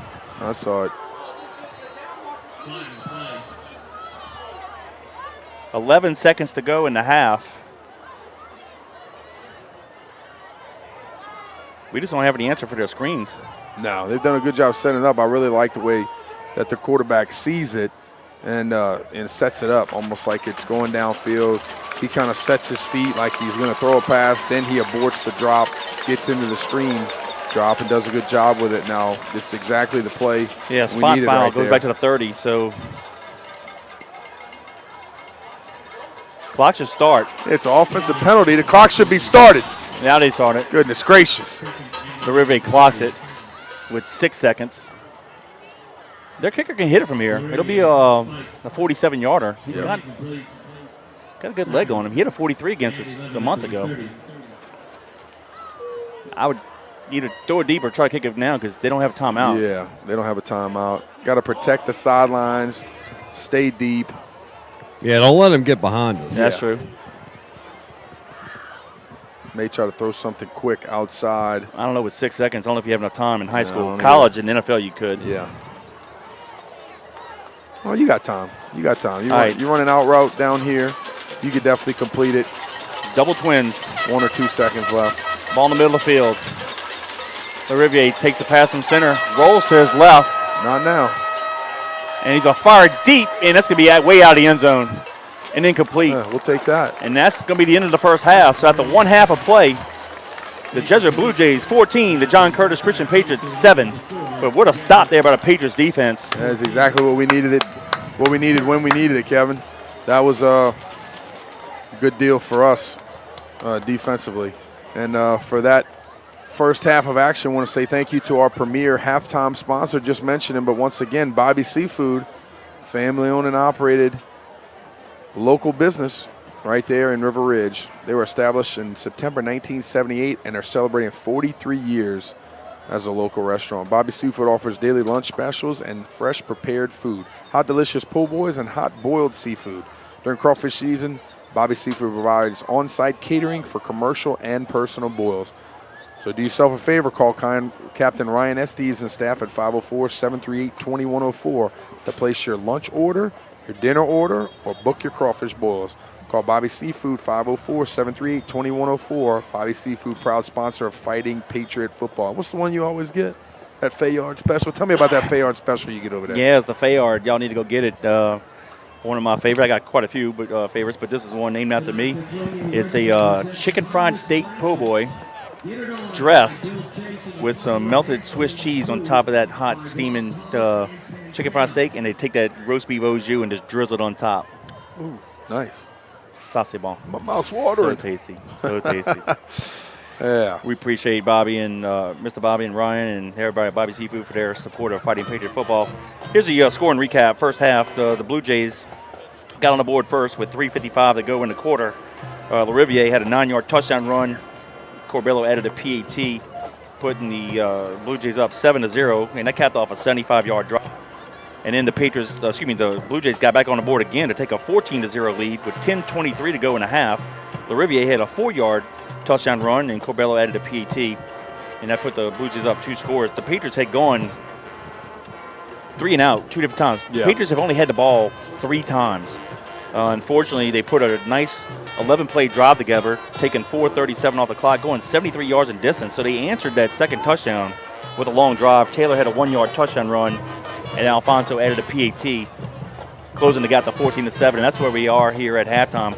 After the Patriots scored a touchdown, the Blue Jays got the ball around their 17-yard line, and went on a nice long drive, got it near the 11, but a holding call on that screen at the 20 moved the ball back to the 30-yard line. They had no timeouts left. Clock started. So with 6 seconds, they snapped the ball and just chunked it out of the back of the end zone. And that's where we are at halftime. 14-7 is the score. Your assessment of the first half performance by both teams? Well, obviously, Jesuit had a little bit better first half than we did. I think offensively they're consistently driving the ball on us, using a balanced running attack with their quarterback and running back right up the middle. Their quarterback's done a good job of using his feet outside as well and diagnosing the defense and distributing the ball throughout the air a little bit and picking up some nice first downs. But they are constantly moving the sticks, running out the clock and doing a good job offensively. And I think our offense, like I said before, just kind of figuring it out as we go. And we did a great job on that last drive, getting some points. And then defensively, if you want to be able to have a better second half, come up with a big stop on 4th down and in the last drive and do not give them the momentum back. So good job defensively. And, of course, like I said before, special teams, you want a big play. You want to change the momentum of a football game, come up and make a big play special teams-wise, and we haven't had much of that yet. But, both teams really taking care of the football, no turnovers so far. So a good physical first half for the Patriots and the Blue Jays. Looking forward to a little bit more from us here coming up on the second half. So they're opening up the communication down there on the sidelines and in the end zone and understanding where they are and what they need to do to be successful and talking about different blocking schemes and things like that. And, of course, defensively, how can they combat the Jesuit running attack and try to do a little bit better with that. Well, the Patriots going to have to make some good adjustments here at halftime because the Blue Jays do get the ball to start the second half and can't go back down another 2 scores. So we're going to have to rely on the defense. But I think part of the game plan for the Blue Jays, it appears, run. They see where they have a lot of success at the middle. And, Danny, we won't hit the ball 3 times.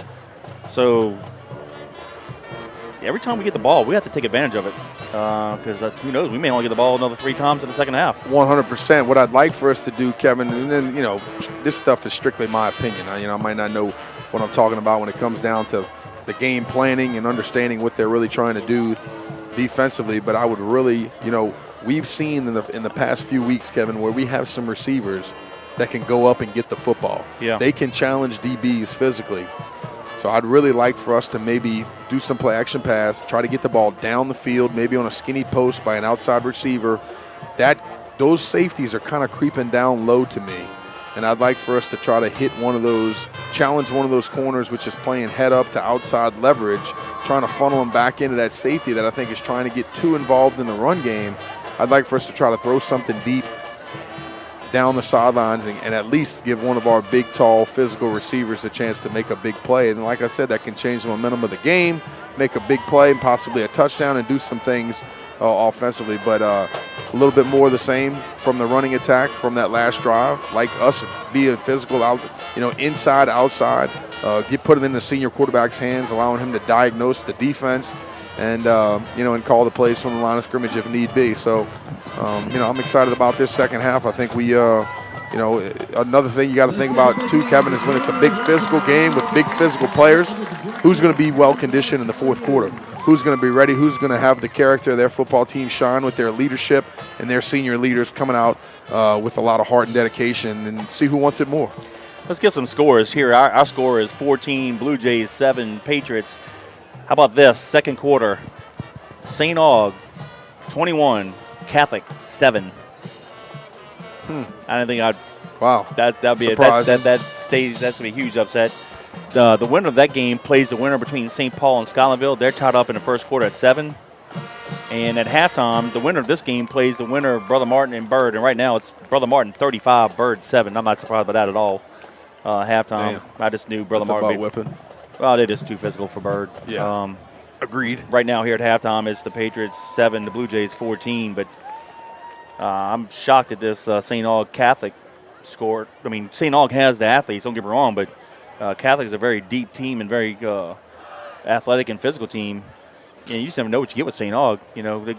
One week they show up, and next week they don't. But wow, that's a huge upset. No, big time, big time. We got about 8 minutes to go here in the halftime. Again, the winner of our game advances to the semifinals, but more importantly for us, we got to keep a tradition alive. We got Thanksgiving practice. That's right. But I'll just say this, and we're going to have practice. I'm confident that's going to happen. But let's say things don't go in our favor. I've already talked to Coach JT about possibly having just a devotional anyway. Yeah, why not? It's a tradition. It is a tradition, like you mentioned, and it's very important to me and you and a lot of the alumni and the players. And I think it's about teaching the guys that are there now the traditions that a lot of guys before us have set in stone, and things that we're used to, and the things that basically mean a lot to us. Well, the school is only in a 59-year of existence.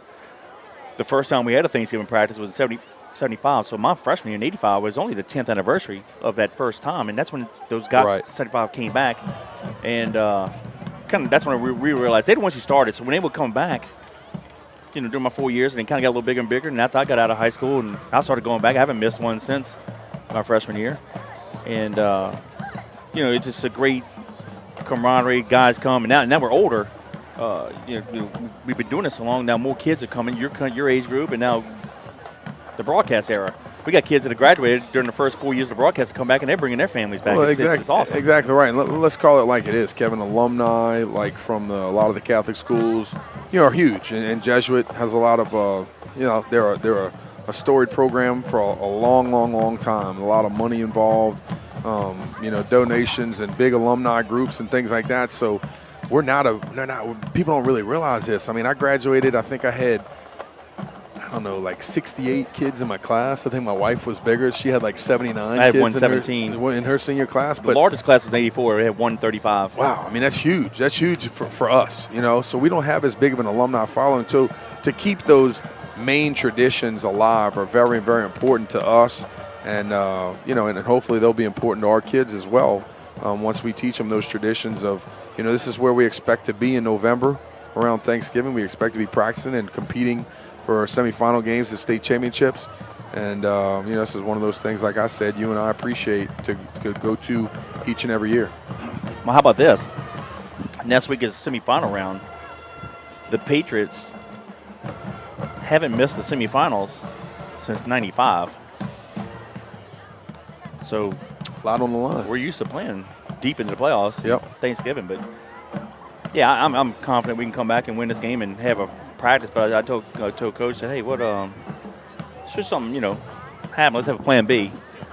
Let's continue to have it. Let's prepare on playing practice of football. But and that's the beauty of it. For all our guests that are listening on YouTube and not familiar with what we're talking about, we always, like I said, I've been playing deep in the playoffs for years. Thanksgiving morning, the team will have a walkthrough because we typically will play on that Friday.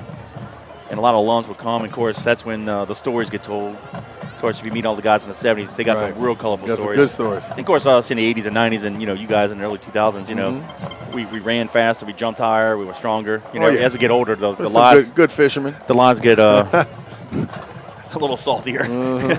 But and after the walkthrough, we go into the gym and we have a little fellowship with Coach, reads a little word, and that's where it's all important. And since the broadcast era, we didn't really do it the first year. We didn't start it until 2013 when Ashley Rickner and the Rickners were in Houston and MD Anderson. Right. They wanted to, they were away from their family for the first time in forever.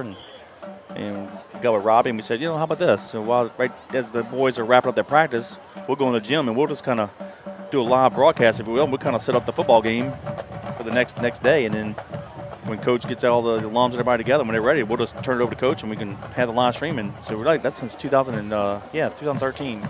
We've been doing a little stream. Flown so by. year 3 of the broadcast. So, yeah, it's traditions. Been fun. Yeah. So a lot, it's for the older guys. The boys are playing for a lot more than just advances to the semis. Got to have that Turkey Day practice. Yeah, and you mentioned Joe Stagney earlier. I really enjoyed listening to him. Talk about Reggie, in his Hall of Fame speech. Yeah. And just understanding, the legacy of players that we've had and the traditions that these young kids are carrying on for us. So it's, important for you and I to be able to do that, and Robbie as well, and Gordon to be able to come out here and call these games every week. But, it's important for these young kids to understand also who they're playing for. Yeah. And not only a representation of their family and their coaches and the faculty and the teachers, but the younger kids that look up to them. It's you talked about it being a fan of Reggie's when you were young, and then all of a sudden, you had kids that were probably younger than you that you didn't realize they were looking up to you, and then other guys of other generations knowing that. I read this. I went to the Bowden Academy one year, and Bobby Bowden, came and read this poem. It was called Little Eyes, and it talked about these, you have no idea what type of representation you are because you always have these little eyes upon you that you don't see, but they're out there, and they're always watching your every move, and they're listening to your every word, and they're trying to be just like you, and they look up to you, and they're trying to do that. So it's important for us to talk about the Ghosts of Patriots past and the guys that we looked up to, and then these young kids looking up to these guys. And I could hear it out of my son's mouths during the week. They're talking about one of the big running backs at the lower school, and I have no idea who this kid is, but obviously, they're talking about these kids that they already look up to them. So it's pretty neat to like we said before, to have the traditions, but not only the traditions, but to have these other kids that are on the field now understand that we're still out there pulling for them. And I think that's important for them to listen to this broadcast and understand that there's people all over the world that are giving them shout-outs and saying, man, we're still listening. They might have been class of 75, 71, 82, and they're all over the world, and they're listening to you guys. So you got to take a lot of pride in that these guys, no matter where they are, how many kids they have, what kind of family they have, and what their situations are, they're still taking the time out on a Friday night to listen to us and hear what the Patriots are doing. So take a lot of pride in that also, boys. Absolutely. I knew Glenn Tapman, who was on that senior on that 75 team. He brought a group of his group, playing group, to the game here. They had a good handful. Seven they guys. had about 6 of them here. Do you remember the names of the guys that were with them? No. And they celebrated. I met all of them, but I don't remember their names. Okay. Now to know if you Cohen. I think he posted a picture. See if I can identify. Who was it about 5 years ago? I think they had that game for those guys. Chris Shelley, he was the quarterback. Tommy Archer, whose birthday is today, All-State linebacker for us. There you go. Was with us. It's Tapman, and I don't recognize. That might be Chris Luckett, maybe. Can't tell. Crooker's got a beard and a ski cap. I can't recognize it, but I think it might be Luckett. I'm glad those guys are able to make it, come back and enjoy it. And like you said, you come back, you're telling all those fish stories about, like you said, you have your 74-yard game. All of a sudden it turned into 180 yards rushing. And that 40-yard bomb turned into a 60-yard bomb and things like that. But it's nice to hear stories from that older group of guys that are out there and successful in the world, and they're able to come and give back and spend some time with these young kids. But if there's any stories you hear about Chris Trapolo, especially if his brother Brian tells it, he tells one I know it's really funny. Just basically just telling a particular team, we probably been Bell Chase, just telling the linebacker across the line from him, hey, we're going to run it to, this right halfback. Of course, that right halfback was a Greg Dubrock, who was just a beast. Yeah. I'm going to run it off this right guard's hip, and tell him, and it's going to be on 2, and actually do it. I know you didn't do it. I know my quarterbacks, Steve McCready and Billy Duncan, would never. Would you just tell that linebacker, hey, I'm going to hand it to the guy, this guy, this running back, I'm going to run it off his right hip, this guard's right hip, and give it to him and actually do it? Would you tell him? I think I would have been scared of Coach Rob and Coach JT. Well, that's how Trapolo was. Yeah. So that's how those guys in the 70s were, too, man. They were just nuts. But God, the stories are funny. Yeah, 100%. Yeah, they're fun because you got to realize, like, when those guys were coaching, when JT and Leon and all those guys were coaching, they were young. They were younger than us. Yeah, they were younger than I am now, and so I had Coach JT from 37 to 41 years old. Right, and Coach Leon was 33 to 38 years old. Randy, still full of P&V. Yeah, absolutely. Ready to rock and roll and knock some heads and a little craziness. So that was definitely the fun age, and now we have the second generation and the third generation coming up and doing all the same things. So it's you say you chew the same dirt and have the same stories and same actions. So it's still a heck of a lot of fun. About a minute and a half away from in and a half time. The Patriots are in the south end zone. They're warming up, getting the blood flowing. It's gonna be real big for our kickoff team to get down there and get covers, tackle, and got to play defense. We got to get off. They haven't had a 3 and out. Right. And haven't punted. Right.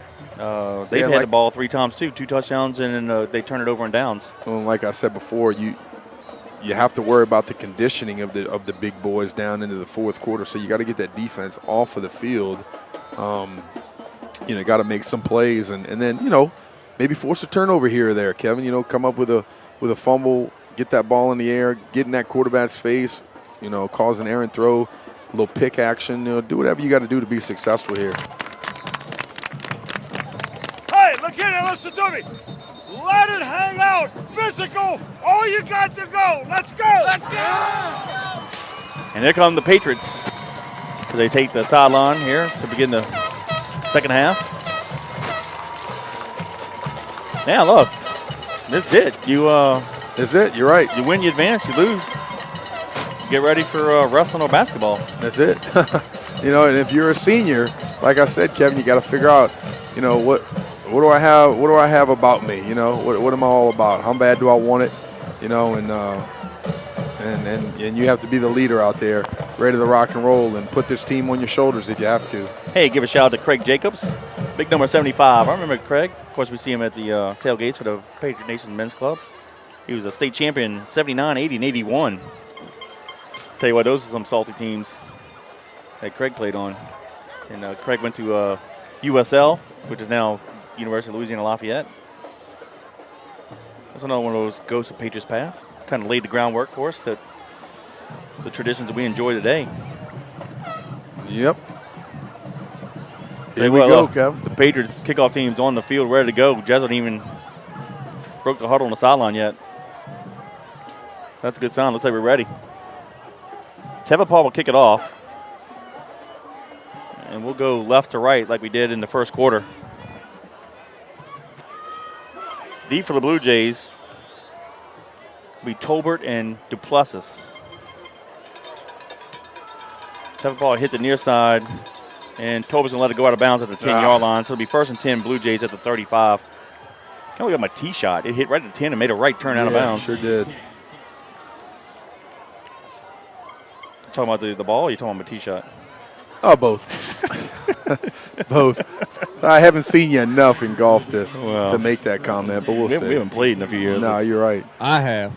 You have? Well, good for you. Yeah, we played in a tournament one year. You saw no, Danny played with me. If he knows, he just haven't played in a while. A little shank action. A little bit. Oh, Hey, yeah. if there's ever a dog leg right, I'm good. Ready to go. That's where it's going. Hey, guys, there's nothing saying you can't set the tempo out of a, with the first drive as a defense either. Yep. Got to get up the field, play physical. Let's go ahead and stop them here. Ball near hash mark. Slot twins near side. LaRiviere going to keep it right at the middle. And it's the same old gain of 5 to the 40. Second down and 5. Well, yeah, he's just running behind his pads. He gets so low and just pushes hard forward. Like I said, you really got to get almost around his knees or his shins and just fight to get him down. Duplessis checks in at running back. He'll line up to the right of LaRiviere.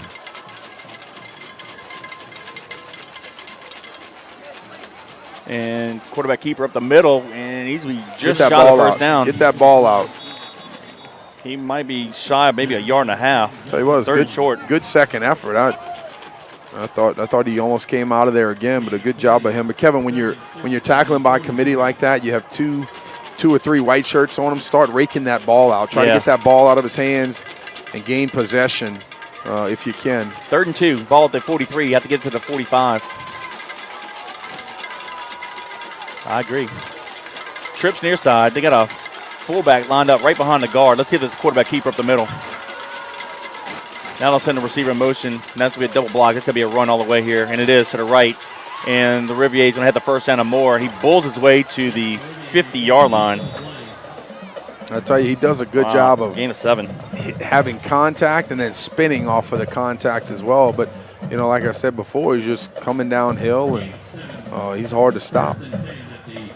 Ball's right at the 50-yard line. Need to put a big boy on him and hit him right in the chest. Drive him back.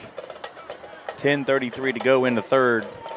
This is the opening drive of the second half. The Blue Jays lead at 14-7.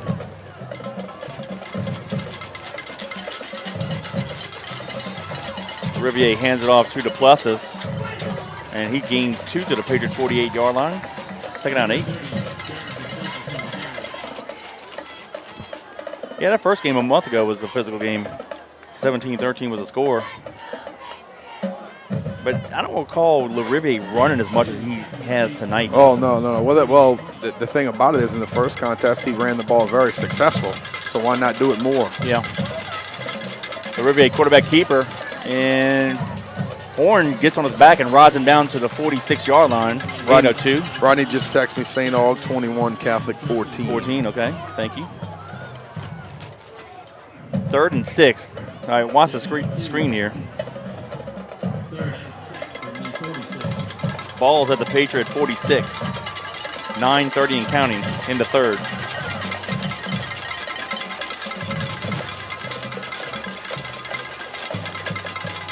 Defense needs to get off the field here. Have to get an offense an opportunity. Yep. And look, they're going to milk the clock. Remember, he did that at De La Salle. Manala did. Milk the clock as much as they can. Slot trips to the top of the field. Send receiver motion near side. And delay a game. Good. Delay a game. And Kevin, you can milk the clock all you want as long as you finish the drive with points, but right there, you definitely don't want to have a delay a game on a crucial down and distance.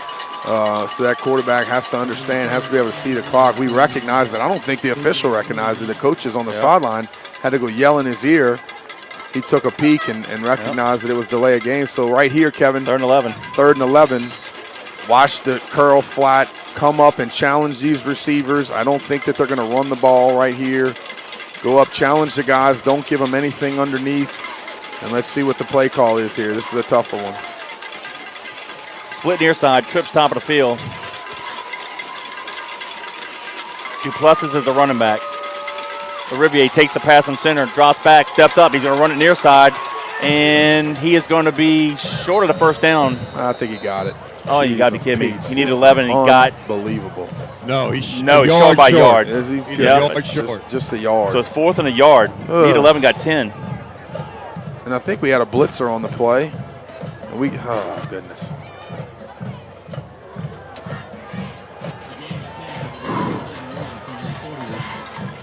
They'll go for it here, 4th and 1. That way he's good. They're bringing in a jumbo package. I wonder who's getting it. Well, empty set, so probably LaRiviere will keep it as a quarterback keeper. Yep. We got two fullbacks lined up behind the left guard.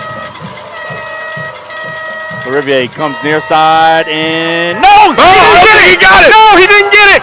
Yeah, baby! Yeah! Great job by the defense. Held him half a yard. That was Ackle. Nice job by him. Austin Ackle with the tackle with 8:37 to go in the third, and the Blue Jays turned over and downs. Well, see, the thing, guys, about Austin, he's 6'1", 215 pounds. You need a physical guy to get up there and challenge him as a QB. You need a defensive lineman, outside linebacker, inside linebacker. You can't be tackling him with safety, strong safeties, cornerbacks. You got to get up there and challenge him. Nice stop by the Patriots. Biggest play of the game. 1st and 10, Patriots. Look, I should have been all Looked like it sides. was all sides to me. Taylor keeps it, and he's going to fight hard to the 44. Gain of 3, 2nd and 7. Nice job there. That was huge. Get me all fired up over here. Buddy's hurt. Oh, goodness. That's not good. Nope.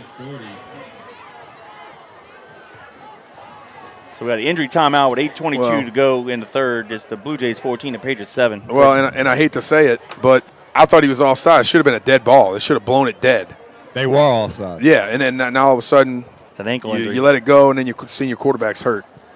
Remember last year he had an ankle injury in the Brother Martin game, and it really hurt him throughout the whole playoffs.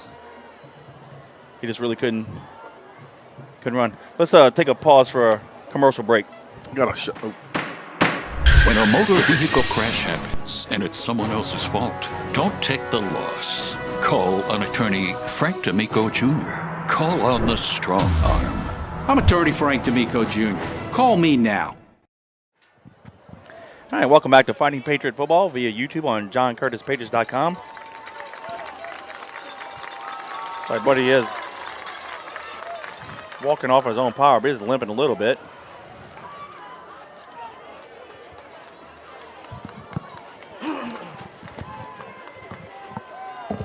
All right, 2nd and 7, ball at the 43-yard line. Kevin got a shout out from your boy Tony Galuzza. Yeah, Tony. He's driving down Highway 23, go get some ducks. He said need to crank up that diesel D in the second half, and we certainly did on that drive. Bruno, the quarterback, throws a quick hits far side. And we're going to get it near the 50-yard line to the 49-yard line. I believe that's Wilson. Let me double-check that. Nothing wrong with that. No, Davis on the reception. Get that ball out your hands, give it into a playmaker's hands, allow him to pick up 5 yards a pop, and keep moving those sticks. Give a shout-out to Miss Betty and Mr. Vernon Walker. They're with David Higgins watching us. I think they're in town now. What's up, Dave? Of course, Miss Betty and Mr. Dave, Vernon, they're the president of the Patriot Nation Men's Club or Patriot Nation Fan Club out in Phoenix. There you go. They're in town now. 3rd and short. Let's call it 3rd and 2. And they threw a flag. False start on us. We jumped. Did you see it? You saw it, Gordon? I saw it. Okay. I think it's a tackle on the near side move. It was. So now it's going to be 3rd and 7. Well, here we go, guys. Yep. 7:27. The right tackle flinched. And counting here, and the Patriots are down by 7. Jesuit is leading 14-7. You listen to us live on JohnCurtisPatriots.com. We're checking big number 41 into the ball game. That's Anthony Smith. Or is he? He's checking somebody in and out. I'm not sure. Smith, that may be illegal. Bruno back to pass, pump fakes. He's going to throw it deep. Turner is the receiver. Caught! Yes, sir! And he's Yes, tackled sir! at the 19-yard line. Nice fade to Turner. And we're missing a receiver to the top of the field. We run out of the game, Kevin. We got 10 guys on the field as an offense, which is terrible in a passing set. The safety could just run down here to the bottom of the field. But a great job by Bruno giving his receiver an opportunity. We talked about it at halftime. Yep. Give these playmakers an opportunity to make plays downfield. We did it. Good job by him. Patriots quickly to the line of scrimmage. 1st and 10 from the 19. Bruno checking off at the line of scrimmage. Comes near side to the halfback. LeBranch. Gain of, it's called 1. Probably just 1. Yeah. And hopefully, To the 18. hopefully Buddy Taylor's okay. It's nothing serious. They rewrapping his ankle. They're rewrapping it. Okay, good. But good job so far by our backup QB here. Johnson, Hagan the near Bruno. side halfback. LeBrance, the left side, top of the field. Ball in the near hash mark. We'll do the counter option, far side to LeBrance. He's to the 15, cuts it inside near the 10. They're going to mark him down at the 11, so it'll be 3rd down and 2. Nice play, nice play. Another counter option Gain of to 7. the top of the field as well. 5:48 and counting. We're in the 3rd period. Blue Jays lead the Patriots 14-7. 3rd and 2 from the 11. Unbalanced formation here, near side. Let's see if we do a power play to LeBrance. He's that left halfback. Nope, we go to left. Bruno dropped the ball. Oh, my goodness. Oh, and I think the Blue Jays got it. He just dropped the ball. They got it. Oh, Mondu. That was a huge mistake. Blue Jays get it at their own 11-yard line, 1st and 10 with 5:21 to go in the 3rd. Well, missed opportunity there by the Patriots. I wasn't gonna jinx this, Kevin, but when the backup quarterback came in, I was gonna say that the most crucial thing is the center quarterback exchange, understanding where the ball is and being able to control the ball. We talked about that at halftime as well, taking care of the football. Neither team had a turnover. They hand off to Parker. He goes right up the middle. No gain. Maybe a half. Maybe let's give him 1 to 12. 2nd down and 9.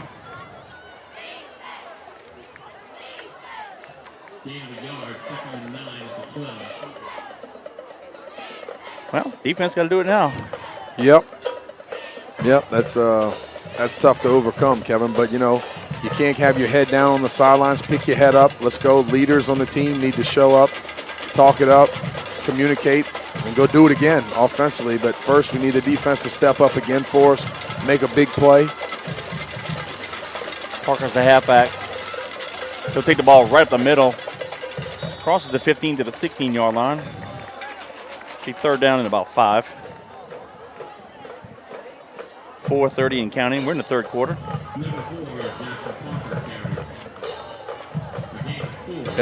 In the game and a half we played, the first game and then up through here, that's the first turnover. Yeah. By either team. So. And I don't really think it was, it was just one of those things where you just didn't Dropped the quite ball. get the snap well and just dropped the ball. And, that happens. Been there, done that. But now you got to ask your defense to come up big here on a 3rd down. All right, 3rd and 5. Ball's in that right hash mark, top of the field.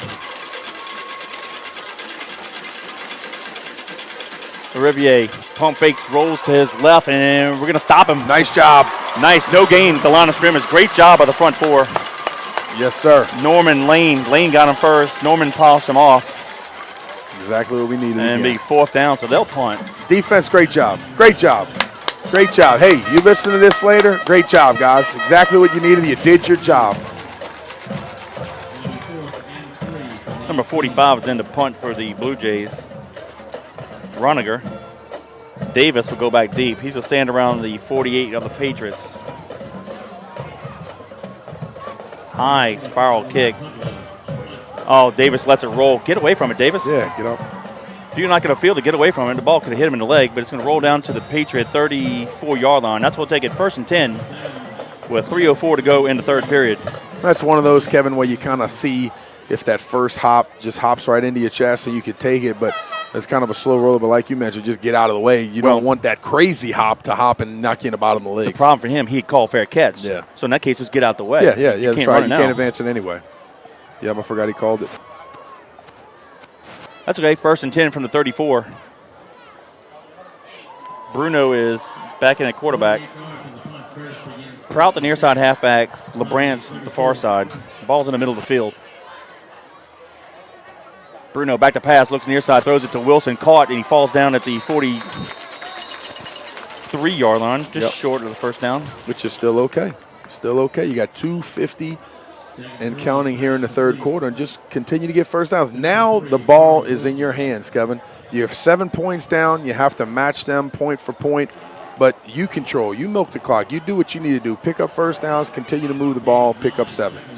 2nd and 1, gain of 9. We'll send the Proud in motion to the left. Bruno hands off to LeBranch, and he's going to have the first down to the 45-yard line. We'll move the sticks. I was about to say. I don't know. Hey, guys. Oh. Buddy's out, I think. Oh, he's out. Okay. Okay. First and 10 from the 45. If you remember, in the first game, Wilson had his breakout game. Yeah, he sure did. Nice catches long. He scored a long touchdown. He sure so did. we may have to get him more involved in the second half here. Yep, that's exactly right. 2:25 and counting. We're in the third. Yeah, that's not good news. But look, he's walking though. But well, you have Wilson, Kevin, and Yeah. you have Michael Turner. And, Yeah. I feel very comfortable. And Davis. With Dagan Bruno. Yeah, exactly, and Davis. But I feel very comfortable with Dagan Bruno being able to throw the ball down the field as well. ball in the near hash mark. We'll do option, top of the field. Bad pitch. LeBranch gets out of trouble for the most part. And then that was doomed from jump. Got tackled back to the 39-yard line. Loss of 6. Well, I hate to say it wasn't really that bad of a pitch. He got surprised early on the option. Somebody shot the gap and beat us into the backfield. And as a quarterback, you're trying to make it to that point on the end of the line, guy on the line of scrimmage, and he couldn't get there. So it surprised him. He had to kind of throw it out. Good job of the running back actually, catching it and doing what he can. But sometimes, also you got to catch the ball and just knife forward. Don't make a bad play worse. Just eat it. And here we go, second and long. Johnson, the near side halfback. LeBranch, the left side. Ball in that left hash mark, top of the field. Second to 16, Bruno back to pass. Looks down the middle of the field. Caught to the 50th. I believe that's LeBranch. Let's see. It is. Sure is. A trip. Tripped at the 49-yard line, but now it's third and manageable. Yeah, but Pat's one of those guys, very slippery, runs great routes. He's kind of one of those 7-on-7 backs that looks like a receiver out there when he runs routes. Danny, so good job of Bruno seeing the backside safety and the linebackers getting deep and then seeing the drag come underneath. Yeah, he was a left halfback. We sent him in motion, and he went away. And then what he did is he went up the field, came out, did a jerk route, and came across the middle, to your point. 37 seconds to go in the quarter. Center halfback in motion, near side. Dagan gets it, and it'll be short of the first down by about 2 yards. Probably, maybe could have pulled it. Don't know. Not 100% sure, but it's If he pulls it, he runs for a long time. Yeah, it's fourth and manageable here, guys, and it looks like we're going to line up to punt it. Yeah, the ball's at the 47. Got to get to the 45. Fourth and 2. I don't think we are. I think we can go for it here. Tevapar on the center. Now we go into a punt formation. And is there a flag? I don't see a flag. The back judge on this side. End of the quarter. Oh, end of the quarter. There you go. All right. Too much excitement. I didn't notice. So there you go. At the 3 quarters to play, it's the Jesuit Blue Jays 14, the John Curtis Christian Patriots 7. Kevin, for that third quarter of action, I want to say thank you to Bob User Production. Robbie's our chief production engineer, always up here in the booth with us doing the hard work. And we appreciate the opportunity to be up here with him. So for your next party, event, wedding, bar mitzvah, anything that you need at your office filmed or edited, give the best in the business a call. Bob User Production, 738-1447. We appreciate their support on our broadcast each and every time. Well, the halftime score was 14-7. That's where we stand here at the beginning of the fourth quarter. It's going to be 4th and 2 Patriots. Do you gamble or do you pawn it away and play defense? I go for it. I'm thinking the same thing. Yep, I go for it. Starting quarterback Buddy Taylor is injured with an ankle injury, so we got a backup quarterback, but why not? Yeah, I mean, look. There's no more tomorrow. Kevin, you got to play. You got to play to win, bud. And at this point, I hate to say it, but if you can't get 2 yards, but with understanding, the defense has had 2 stops in his half, so maybe play deep and play field position. Yeah, that's a good point too. I'm not saying it's the right or wrong call. I'm just saying that's probably what I would do, but I don't mind playing it safe because of exactly what you mentioned. The defense is working hard. And he runs it. He's going to run it, and he's got it. Sure the heck did. Some of Jesuit's guys. I was thinking about this because it happened against Brother Martin. Some of the front guys moved. 2 guys stayed, so we had the numbers, and Tevapar just kept it, and he got it right to the sticks. Well, if you look up Tevapar on the roster, it says he's a quarterback, 6 foot, 155-pound sophomore. So he obviously diagnosed it, read it, and took off running. Great play. And I tell you what, that's a gutsy play as well, Kevin. Well, you better make it. Biggest play of the game so far. You better make it. Yep. And well, I'll get to it after this. First and 10 at the 45-yard line. That's where they needed it. Bruno on the center, power play near side. LeBranch bounces it out. Oh, he's back in the Patriot territory. Oh, God bless. Kevin, the outside plays have not worked for us in the second half. We got to continue to run right at them. Loss of 6 what we again. can do. All right, whatever that play is, we got to scrap it.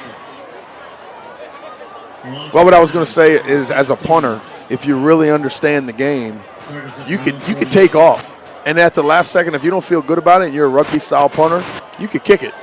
You know, you could punt it with 2 yards before the line of scrimmage. Doesn't really matter. So, but he was decisive, made up his mind, let it rip. Bruno fires it far side to Turner. Turner puts a move on, and he's going to be There you close go, to first Mike. down. That a boy. We was 2nd and 17, and I think he got 17 right to the sticks. Well, now, he caught it about 4 yards shy, but he made the move and got the yard. Made a move inside, kept his legs pumping. Good job continuing to move your feet down the field. And, yeah, you're right. Now they're going to say second down.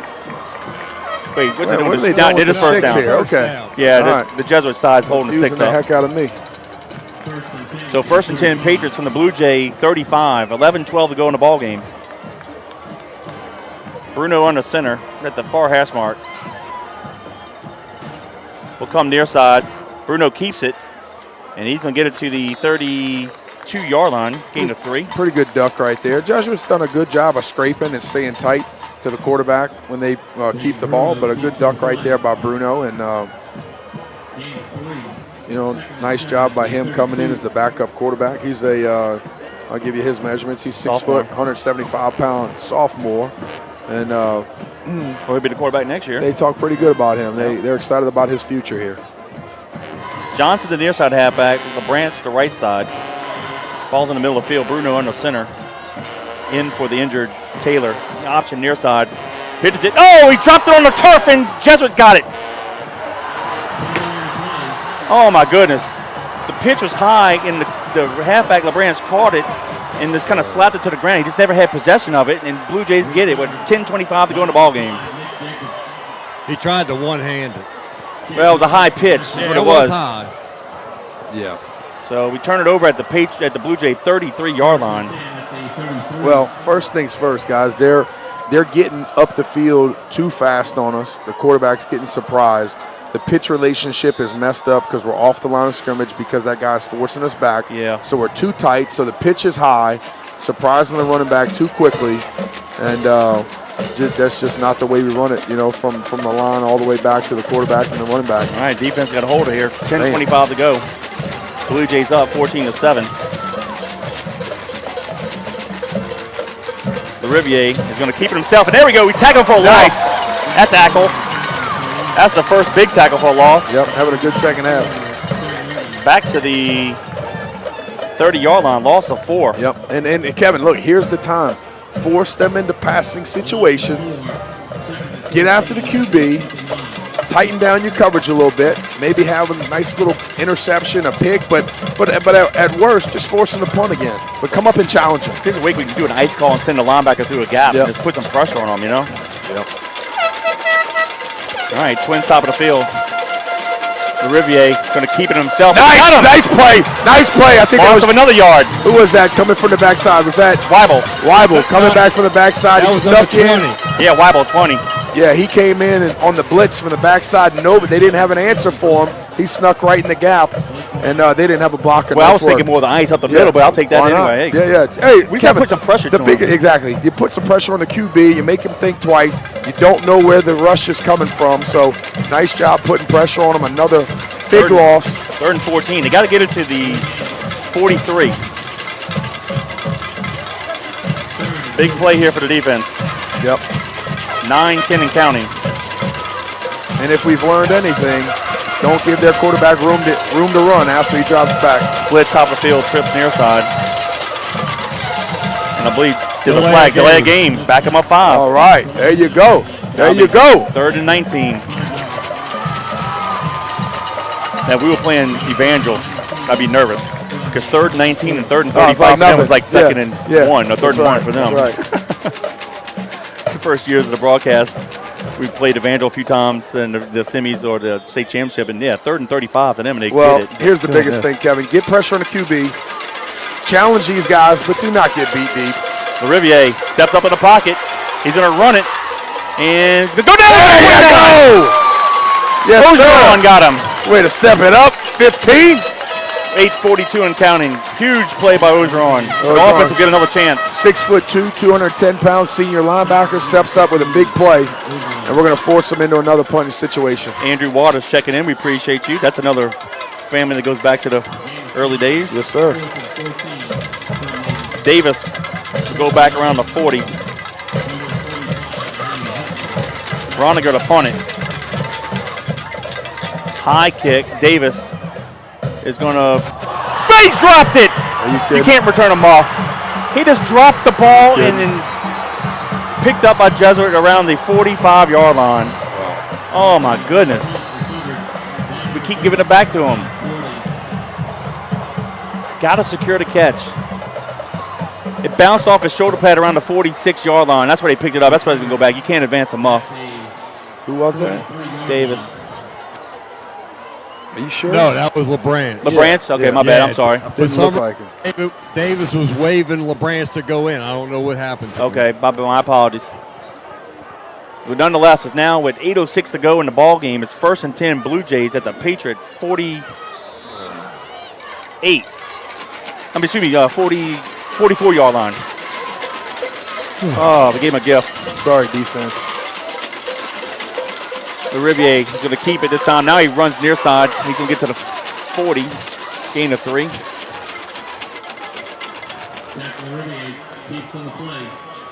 Wow, another missed opportunity. Man, I tell you what, defense set it up perfectly for us. I'm telling you, man, you hate to keep putting your defense in situations like this. You know, they're answering the bell each and every time, but goodness gracious, guys. Yeah, ball's at the 40. In the middle of the field, Riviere takes the pass from center, looks left, pump fakes. He's in trouble. And yes, sir! Yes, sir! Sacked him at the 48.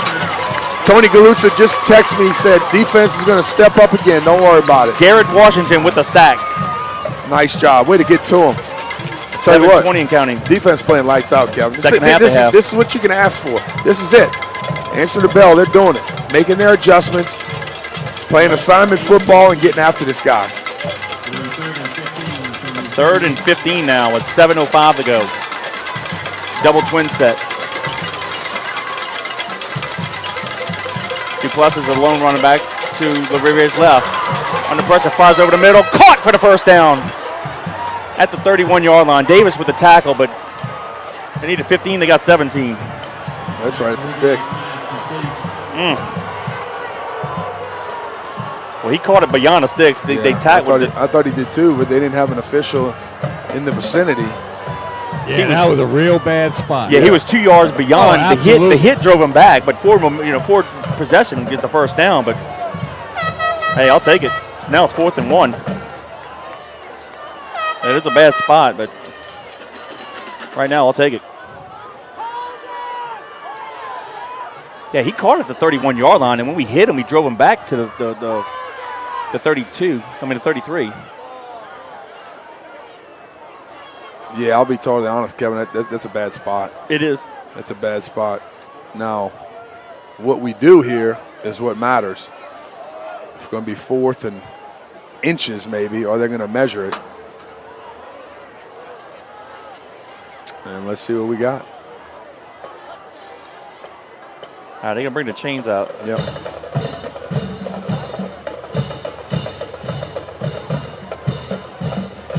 I think they still might have it. He does. They got it. It's right on his stick. But he actually had another yard and a half more, though. Yeah. All right, 6:24 to go in the ball game.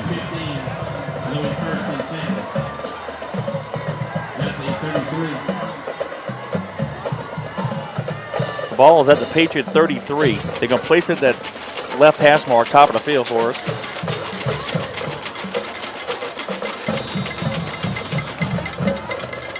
Clock is starting. Now here's where they're going to just milk the clock, Yep. get in the huddle, take their time. Twins top of the field, split near side. Now they have a twin set near side. So Rivier's going to roll this way and looks to throw it. Now he's in trouble, almost falls down. Now he's going to reverse his field, goes back to far side, Has a lot of running room, and we're going to get him at the 29. Horn, I believe, tackled him. Great job by him. Yep. I thought he was going down here. Yep. Did a good job of moving his feet, keeping his eyes downfield, making something happen. Gain of 4. Senior quarterback's having himself a game. And the clock continues to run. 5:36 and counting in the ball game. Blue Jays 14, the Patriots 7.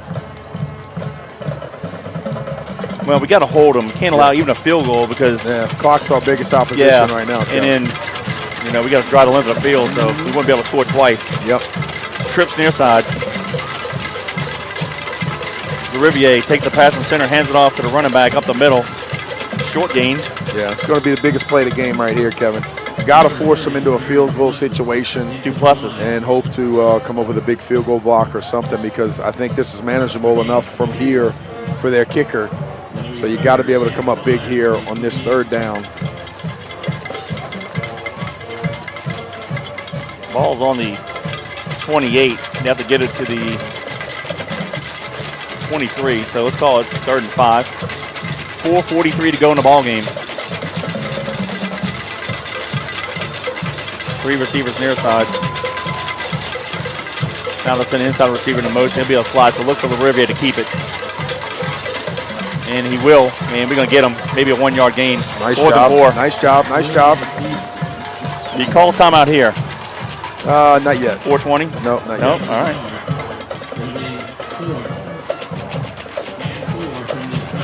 And they 4th and 4. They may go for it, Kevin, but They are going for it. I don't. Yeah, he's going to milk the clock. That's all. Yeah, he's going to milk the clock, but I don't think it's the right call to go for it here on 4th down and not try to get some points. I think, depends on how you feel about your kicker. Well, you got 17 seconds left on the play clock, so that would drop it down to like 3:40. Of course, yeah, just call a timeout and go ahead and line up for a field goal. But I would almost certainly say that they're not going to get on the line of scrimmage and try to go for it offensively.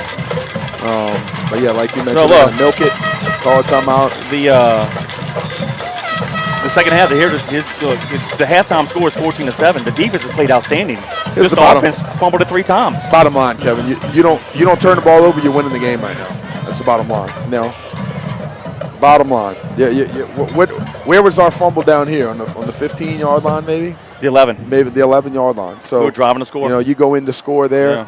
14-14 ball game, and then, like you said before, we fumbled 2 more times. So defense has definitely answered the bell here in the second half, doing an outstanding job getting the offense the ball back, and then we're just putting the ball on the ground. And then on the punt return, we dropped the ball once again. So you know what? Who cares? It's over with. Let's go ahead and block this field goal, get that offense back on the field, go win the damn game. Well, how about this? We block the field goal, scoop and score.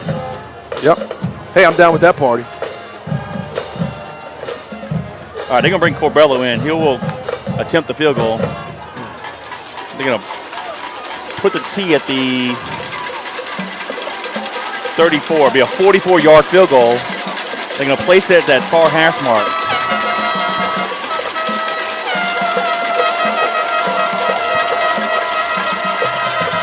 Snap, place, kick is up. And fake. His guy's wide open. He dropped it. Woo! Turn it over and downs. The tight end was running backwards, and he just dropped the ball. I don't even think it's a tight end. What number is he? Is that 67 or 87? 87. Okay, He's a big boy. Yeah, tight end. He is Whitford. That's the guy who scored a touchdown on the screen to win it for him. Yeah, he's 6'4", 231 pounds, and all right. You said it. I tell you what, that took some. What can I say out here? Cojones to go for that, but onions. Onions. Yeah, whatever you call it. But it's that could come back and haunt you too, Kevin. All right. But like I said, it's all about how do you feel about your kicker. You feel good about him banging that home, you win the game. If you kick the field goal and you make it, 3:33 to go. First and 10 from the 27. Bruno back to pass, looks far side, throws it, caught. Receiver had his knee on the ground, so he's down immediately at the 32, gain of 5. No problem with that. Just move the ball. We got plenty of time. 3:20 and counting here offensively. Call the play, getting out of the huddle quickly, get up and get set. Keep moving those sticks. 3:10 and counting. Got to have a little bit of urgency about you, though, Kevin. Yep. All right, Twins receivers near side. Let's see if we get some kind of post action. Ball top of the field. Nope. Play action pass near side. Deep out and overthrew the receiver. Intended for Turner, number 14. Uh-oh. Late flag. And there's a late flag, okay.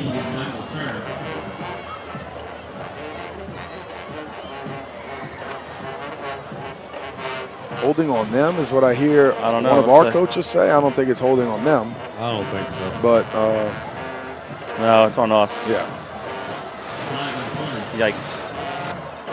So with 2:54 in the ball game, it's only a 5-yard penalty, so now it's 3rd and 10. I didn't see what the call was. Gordon, what was the call? It was holding us with a 10-yard penalty. Oh, ineligible receiver, no idea. ineligible receiver downfield Okay, so possibly. it's 2nd and 10.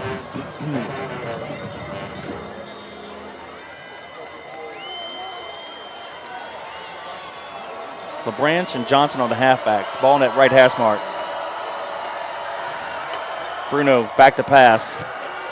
Throws it backside, hits the guy wide open. In and out of his hands is LeBranch. Don't jump. Keep Oh, my running. goodness. He Keep had it. running. I think we got to roughen the quarterback. You don't have. Oh, did we? Did they throw the flag? Yep. Yep. Good. There's a flag back there. We'll take that. Sweet. We need that. It's automatic first down. Yep. 2:49 to go. Yeah, LeBranch was open. Just make the catch. He's having trouble. Appears so. And that's unlike him. He's usually a sure-handed receiver. Yeah, like I said, I really like him out in the open in space, being able to catch the ball, run some really good solid routes. Sometimes you just got to take him out, talk to him a little bit, take a deep breath, get your butt back in there, or you know what? Give him the damn ball. You know, hand him the ball. Let him run the ball downhill. Then you can't think too much. You know, sometimes you can overthink it. But here we go. All right. We needed that penalty, guys. Penalty brings it all the way back to the 42-yard line. 1st and 10. 2:49 to go in the ball game. Twins near side split top of the field. One long running back, but throw it near side to LeBranch. He caught it. Go. Puts a move on. He's to the 45. Yeah, there you go. 3. Just like that. Long handoff. Keep it going. We need to start getting out the line of scrimmage pretty quickly. 2:38 and counting. And there we go. No huddle. Bruno back to pass. Looks far side. Throws it. Has Turner wide open.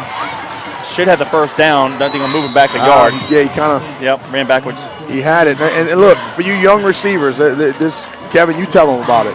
No, get up the field. Yeah, you got to. Sometimes you got to catch the ball, even if it's with your back. Catch the ball and just push backwards. Yep. If you know you're right at the sticks, you don't want to catch it, turn around, lose a yard. Ball at the 50. Had to get to the 48. Come near side, and looks like Bruno kept it. I think we got stuffed. Yep. Gain of a half a yard. Supposed to be 4th and yard and a half, and we're going to call a timeout. Yeah. So here's the biggest play of the ball game with 1:57 to go. You know, and like I said before, as a receiver, you don't know how big that play is to just pick up a first down. So sometimes if you know you're going to the sticks, and Kevin, you'll say this too, if it's a short route and you know it's a 5-yard route or something simple and you have 6 yards to go, push your route a little deeper. And as a quarterback, you know that too. You have that consistency and that communication with the receiver. You're going to take a 1/10 of a second longer, and then you're going to drill it to his outside shoulder. He's going to catch it, try to get upfield and get a first down. Yep. 4th and a long one. Let's call it 1.5. The ball's at the 49.5. Have to get to the 48. 1:57 to go in the ball game. The Blue Jays lead at 14-7. So we don't convert. This is it.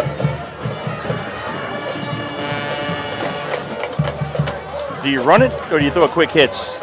No, you run it. All right. You run it. All right. What do you run? You give it to your guy. Well, I don't know. I think you give it to your quarterback. You allow him to assess the defense, put it in his hands, even though he's a sophomore and he hasn't been in this situation before. Hey, it's time to be baptized by fire. You know what I mean? All right. The near side halfback's LeBranch. The right side is going to be Smith. Ball's in the middle of the field. Quarterback keeper. And we might have it. He might be right on the sticks. I'll tell you what, the guy at the top of the field has a bad spot. He's short. Is he? You think so, Gordon? I think he's Well, the guy on the bottom of the field who has the ball Guy on the bottom of the field has a better spot. had a better spot, but I still didn't really like They it. gave it the first down. There you go. And it's an injured Blue Jay. From up here, I really think we had it. We did. From our effort and a good push. But to Gordon's point, the official on top of the field, his No, spot, but he wasn't wouldn't have a got good marking spot, it. right? But it's an injured Blue Jay, so it's an injury timeout with 1:48 to go in the ball game. It's the Blue Jays 14, Patriots 7. But when we come back to action, it'll be 1st and 10. Ooh, I tell you what, boy, if if you don't love this stuff, like I told you before, your blood's not pumping, man. This is some good high school football. Nowhere you'd rather be than listening and watching this game. And for you fans out there listening, we appreciate the opportunity to call this game once again on JohnCurtisPatriots.com. And just so you know, we said this last week, you can always come to the game, bring your ear pods, whatever, listening to us live while you're here at the stadium. You can always do that as well. But can you pick up a number down there, Kevin, with your glasses, figure out who that is down on the field? I haven't been able to see it yet. And 92. Yeah, he's moving. And he's up and walking off, so he probably should be back in the game here momentarily. But he got to come out for one play. On top of him, probably. Yeah, good push by the O-line right there. Huge pickup of a first down with 1:48 left. The Patriots have how many timeouts we have over there, Kevin? Should have two. All right, one lone running back. Twins to the right, split near side. Johnson's the lone running back. Bruno on the center. Drops back to pass, fires it far side. Oh, he got hit as he threw. Head to receiver wide open. Goodness. That was Turner. Oh, missed opportunity there. Yeah, but I tell you, we didn't have anybody to block the guy to the top of the field. No. I don't know what the tackle was doing right there, but I don't think he stepped to him. I think he stepped inside, and it's hard as a quarterback staring right down the barrel of a gun with a guy coming right into your face trying to throw over him. That's a tough feat. 2nd and 10. 1:42 to go. Obviously, the clock stops with an incompletion. Yeah, Turner was wide open. Stacked Twins, top of the field. Prout and LeBranch are the halfbacks. Bruno rolls to his right. Hit as he threw it, and it's going to be almost intercepted. 3rd and 10. Here we go, 3rd and 10. Get up, do it again. Here we go. Big play right here, Kevin. 3rd and 10. Offensive line has to be stout down there. You know, obviously you're in 4 down, not 4 down territory, but 4 down position right here with 1:37 left here in the ball game. We're going to check in. Fans asking what happened to Buddy. He had an ankle injury the early part of 3rd quarter. Yeah. So Bruno's been in most of the 2nd half. 3rd and 10. Ball in the middle of the field. Bruno drops back to pass, looks near side, fires it, and it's going to be caught.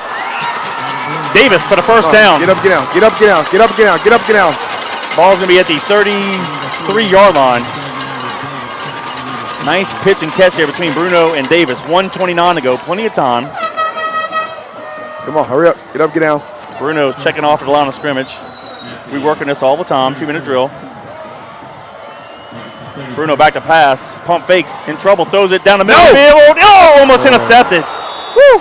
That defensive back, Foley, had it in his hands, could have secured it. Clock ran another 4 seconds off the clock, now it's 1:10. Unfortunately, Kevin, almost just looked like a one-man route to the top of the field. We had nowhere else to throw. But for him, a coaching point, the game's not over with 1:10 left. You still have 1:10, so don't force a throw. And like I said, been there, done that, when you want to try to win the game all in one throw. But if it's not there, even on a one-man route, double, triple coverage, throw it over everybody's head, play the next play. That's 2 passes on this drive. They put the top back on 113. That's a good call. Twins to the right. Ball in near hash mark. Oh, those backs are tight.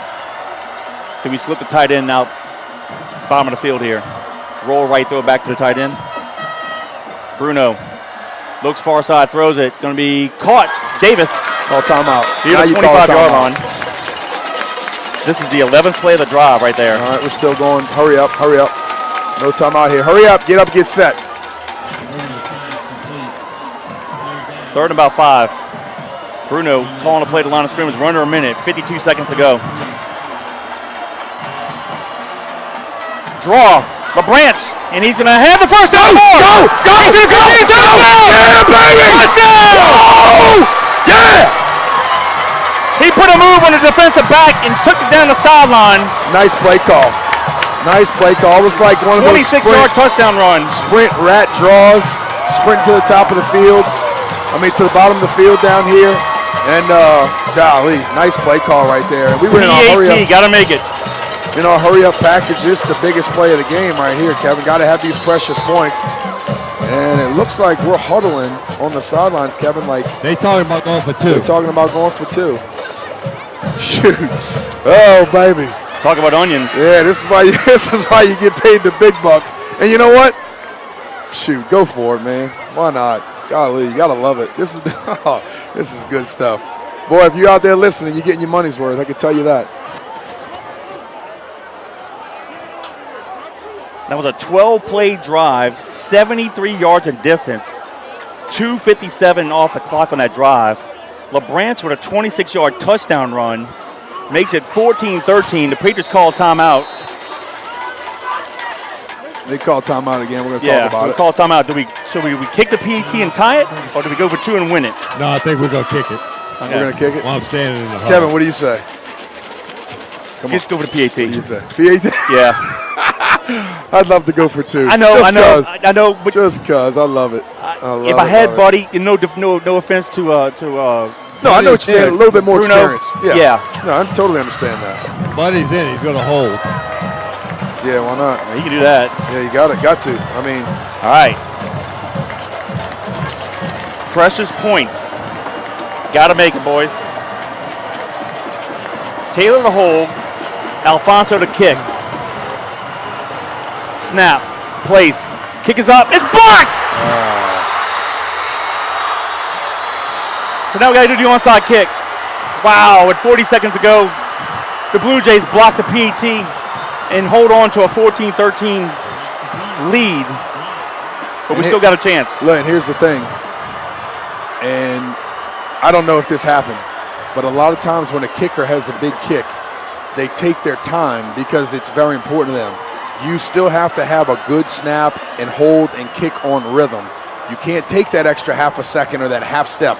You got to snap that ball and approach the ball, and you can't take forever to try to kick it. But it's natural for a young kicker to try to approach the ball and say, this is the biggest kick of the game, biggest kick of my life so far.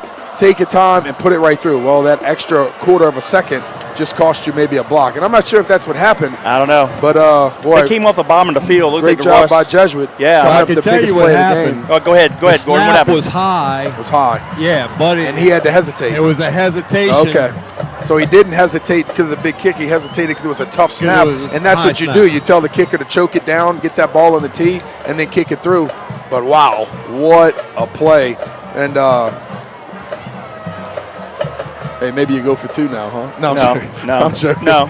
Oh, goodness, that's rough. You just got to execute. God, no, I said, precious point. Well, and everybody, nobody ever thinks of the snapper, right?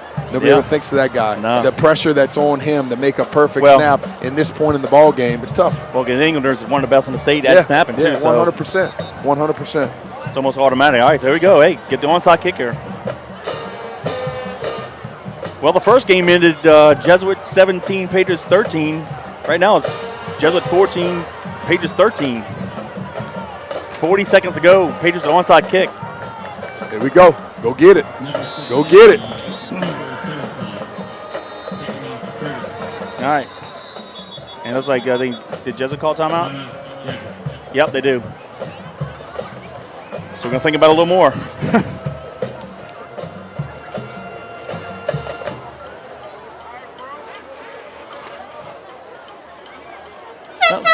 Jesuit has only given up 68 points all season, basically an average of 13 points a game. We scored 13 in the first game. We got 13 now. But I tell you, the Patriots defense, I can't say how awesome they played in the second half. You, man. For getting just run on up and down the field in the first half, the adjustments they made. No, they were playing with some passion, Kevin. And this offense, the 3 turnovers are huge. They want to win that game. Yeah. Man. That's tough. That's tough to swallow. Those guys that went out there, played their butts off, get you the ball back, and over and over again. But I also say this: great job offensively, doing your job and getting the points at the end of the game. Yes. You talk about the precious points, the turnovers, how it pays huge dividends or it costs you in a game like this. The little things. Yep, that's right. That's right. Pay attention to detail. It's always key. But hey, we can execute this onside kick. We're in business. Yeah. All right, Tevapaw.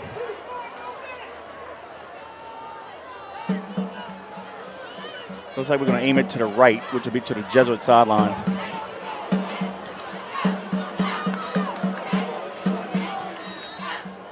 And we kicked it before. I don't think we're ready. No, I think Jesuit may have called the timeout. Yeah, which was a bad call because we kicked a 7-yard onside kick. So we'll do it again. This is almost like a basketball game. The last 2 minutes, all the timeouts being called. Yeah, I think you never know, but we gotta never know what's going on. It might be time for the old. I'm not going to say it. I'm not going to say it yet, but see what happens here. But yeah, but I tell you what, this is like literally. This is probably one of my favorite plays in football because the game's on the line. It comes down to this one play. You either get it or because you would never own an onside kick a team. That's right. That's right. But it just means that it's a fantastic game. This one play is huge in the outcome. Just think if we get it here and you got 40 seconds left. I think do we still have a timeout or no? We have one, I believe. I think we still have one timeout. So never know. Never know. It's hard to tell. The scoreboard doesn't show, but I believe we have one left. All right, we're going to aim it to the right.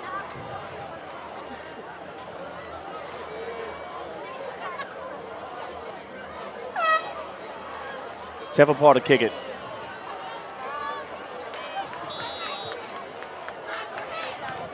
And did we get it? Oh, loose ball, and I think Jesuit may have gotten it. They had it we had an opportunity. Second level, got it. At the 49, I think we had it, and the ball squirted through. Great job by our first guy. And the Blue Jays got it. Getting to it, and the second level guy just covered it up. Nice job. Oh, my goodness. What an opportunity. Yeah, we had it at the 48, and the ball squirted out. Good kick, huh? Yep. Got the bounce we were looking for, and the Blue Jays got it at the 44 with 37 seconds to go. All you got to do is kneel it. Wow, what a game. Yep, heck of a game. Just like the first one, 17-13 loss was a great game. They're going to kneel it out of a pistol formation. And they'll take a knee at the 38, and we'll call it last time out with 33 seconds. Oh, we had it. I couldn't tell if it was horn or not, but it looks like it hit the perfect bounce. We squirted and got it, but couldn't control it. The ball came out. Yep. And Jesuit recovered it their own 30. Yeah, like I said, good kick. 39-yard line. And I think we tried the old hideout here to the bottom of the field. And, they recognized it, saw it, and, we had to kick it to the top. But a good job by them of recovering it, securing the game. And you got to do what you got to do defensively here, dive in, try to get the ball. But, yeah, great job by the Jesuit Blue Jays, finishing this game out and doing what they had to do. I mean, golly, it's just tough to know that it all comes down to an extra point. That's what happens. And also one of my favorite plays, and not plays, but favorite situations in football is overtime. Yeah. Because, you let them get out there and decide the game. After everything that happened in the game, you got a clean slate. You can go out there basically 0-0, but we just didn't have that opportunity tonight. Good job by the Blue Jays. Well, finishing it out and doing what they needed to do. This will be the second time the Blue Jays have beat us in the same year. That happened again in 2015 where Rummel did it. So this will be the second time we lost to a team. Hello? Test. Do we go off the air? I don't know. Should be good. Might be the field mic might just going off, but 23 seconds and counting. That's going to be Jesuit does not have to run another play. So we'll just hang tight and we'll do a post-game recap in a minute. That's 13 seconds. And congratulations to the Jesuit Blue Jays. They had defeated the John Curtis Christian Patriots by a score of 14-13. They will advance to the state semifinals next week to play against Brother Martin, who's up 42-7 in the third. The Blue Jays improved their record to 9 wins, 0 losses. The Patriots will end their season with a record of 5 wins, 4 losses. Coach JT's record is now 6-3, 75-6. Usually we don't do this. In recent years, it's been the semifinals. It's been a state championship game. But thanks to the seniors. Thank you for all your support and all of you done. And I wish your career would have ended under better circumstances. But what I can say is two things. Thank you, and welcome to the Ghost of Patriots Past fraternity. It's an awesome fraternity, and we're glad to have you. Yeah, well said, Kevin. It's tough. Everybody's been there, and obviously you want to finish your career out as a winner because of the tradition we have here. A lot of teams don't make it to the quarterfinals and the semifinals and state championship games, around the state and around the country. We're used to doing it. We're used to being there, and unfortunately it's very disappointing when we don't make it. But congratulations to the seniors. They played their butts off, especially defensively. The guys laid their heart and soul out there in the second half and gave yourself every opportunity to win. Offensively, went out down there and scored the points when we had to hopefully come up with the tie, and then Jesuit blocked the extra point, and that was really how it ended. So it was a great football game, physical, great battle. We enjoyed the call. We enjoyed having you with us here on JohnCurtisPatriots.com. Heck of a season, a lot of fun for us, and obviously disappointing, but I will tell these young men that are seniors, tonight it's not going to feel like it, but there's a lot more life to come for you. And, our motto is building champions for life. So it doesn't end here on the football field. As a senior, like Kevin mentioned, you are part of the Ghost of Patriots Past, the fraternity of men that laid it all out there for a long time now. So we appreciate your dedication and your work ethic and of course, your perseverance over the last couple of years of COVID and the hurricane and dealing with a lot of things that you guys have dealt with. And not playing, I think, eight games over the last 2 years. Between COVID and hurricane, which is unbelievable. So, but we appreciate the opportunity to be back up here calling your games. We watched a lot of you young men grow up over the last 4 years. Come from what looks like babies and immature little guys to now looking like men on the field and men in the classroom and men in life. So we appreciate that, and we can't wait to watch you grow and be a champion in life for the rest of it. So, it's a heck of a ball game. Kevin, I got to mention again our post-game sponsor, Hot Rods Creole. Locally owned and family operated with generational recipes for your cooking ease and enjoyment. Check out their award-winning jambalaya, gumbo, barbecue sauces. Don't forget the premium garlic butter seasonings, fish fries, seafood boil mixes. And if you want to see everything that they offer, you can go to your local grocery store or check out the website at hotrodscreole.com. Hot Rods Creole, the only way to Creole. Well, let's go through the scoring recap. The Patriots got the ball to start the ball game, went 3 and out, and the Blue Jays went on a 75-yard drive. LaRiviere, who had a great game, especially in the first half, had a 9-yard touchdown run. Corbello added the PAT, put the Blue Jays up 7-0 with 3:55 to go in the first quarter, and that's how the quarter ended. The Blue Jays got back on the board with 10:23 to go in the half on a nice another long drive after a 3 and out by the Patriots. LaRiviere had a 4-yard touchdown run. Corbello added a PAT, and that put the Blue Jays up 14-0. And then on the ensuing drive, the Patriots went on an 11-play drive, 73 yards in distance, taking 4:37 off the clock. Buddy Taylor, quarterback, had a 1-yard touchdown run. Alfonso's PAT made it 14-7. And now it's at the 5:58 mark to go in the half. The Patriots defense on the next drive, the Blue Jays got at their 15-yard line. They drove all the way down the field, got it to the 11. There was a holding call, moved it back to the 30, and with 6 seconds left, they heaved in the end zone, and it was an incomplete pass as the ball was thrown out of bounds. And that's how the half ended and went to halftime with the Blue Jays leading 14-7. There was no score in the third quarter, and the Patriots had an opportunity, had to turn the ball over 3 times.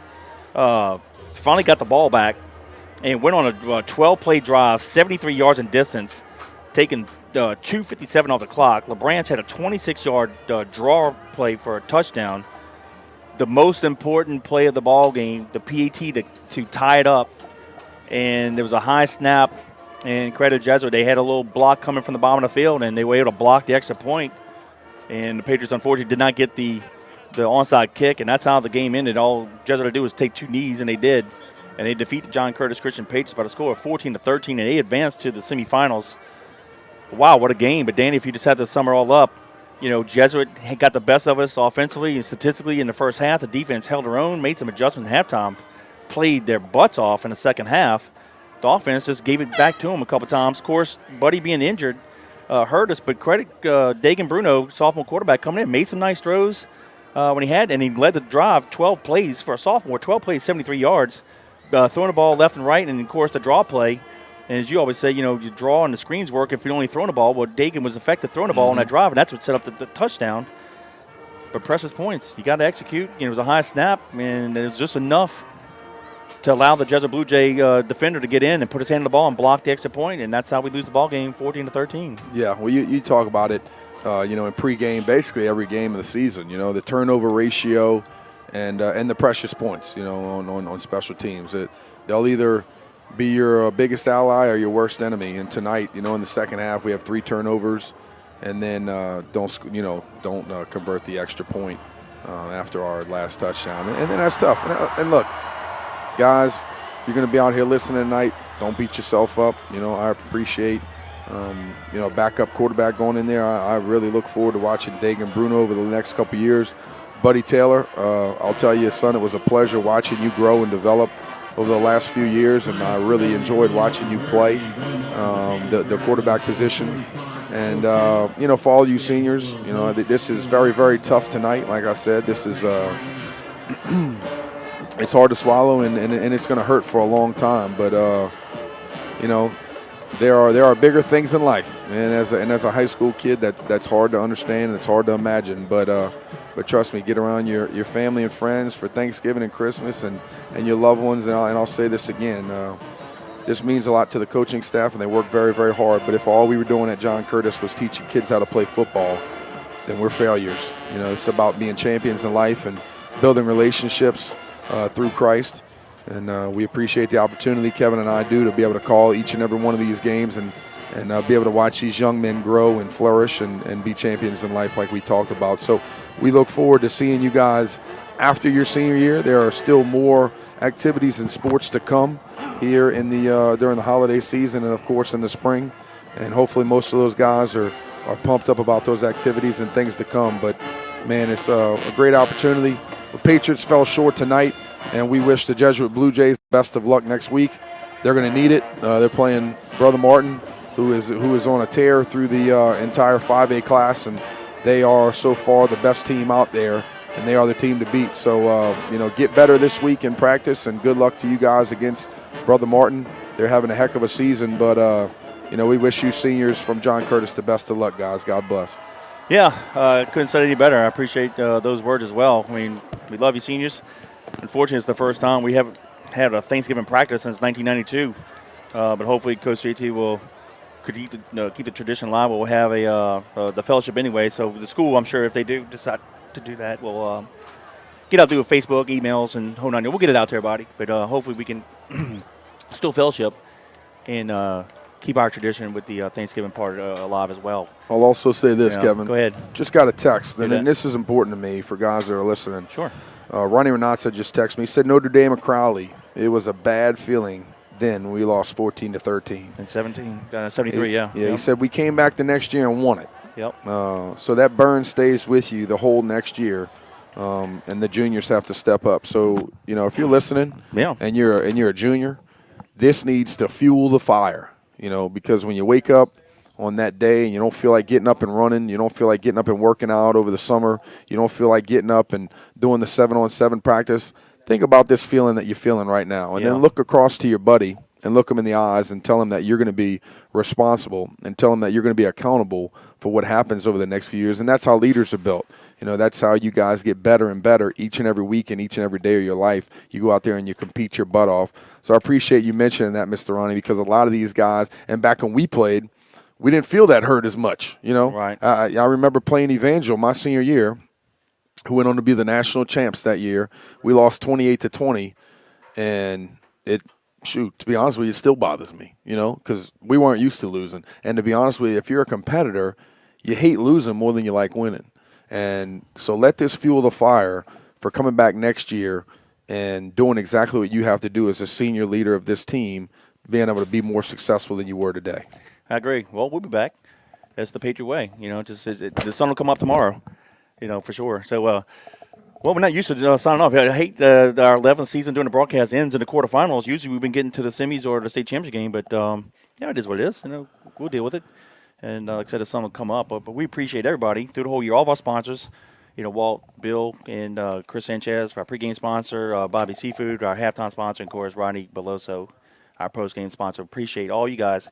Thank you to all the fans and all the guests who've listened to us through the years and in this year specifically. Appreciate you. Without you, it wouldn't be worth doing it, right? So we appreciate you. And, of course, we appreciate Coach JT and the family for allowing us to pay it forward and represent the Patriots again as alums. And we enjoy doing this, and I'm looking forward to the next football season. Well, but fortunately for me, I get some basketball, and we'll pick it back up with baseball when you come back. So it is what it is. Any more final thoughts before we sign off for the year? No, man, I'm good to go. I would like to say congratulations to you once again as a 2021 Hall of Fame inductee for this year's class. That's a great honor that you could wear on your sleeve for the rest of your life. So I take a lot of pride in knowing that I'm up here with my buddy and a Hall of Famer. So Good job this year. You earned it. You deserve it. And more to come from us in the future, and more to come from the Patriots. I appreciate that. Yeah, being a part of Patriot immortality is something I didn't think would happen. But without you and Danny, Robbie, and Gordon, it wouldn't have happened. I appreciate that for sure. So thank you for being great teammates for the last 11 years. It's going to be weird saying this. Happy Thanksgiving, Merry Christmas, and Happy New Year. We love you. We'll see you in 2022 when we do some basketball, and I'll bring you back in when we do some baseball broadcasts. But we hope you enjoyed the broadcast this year. Again, the sun will come up. It's okay.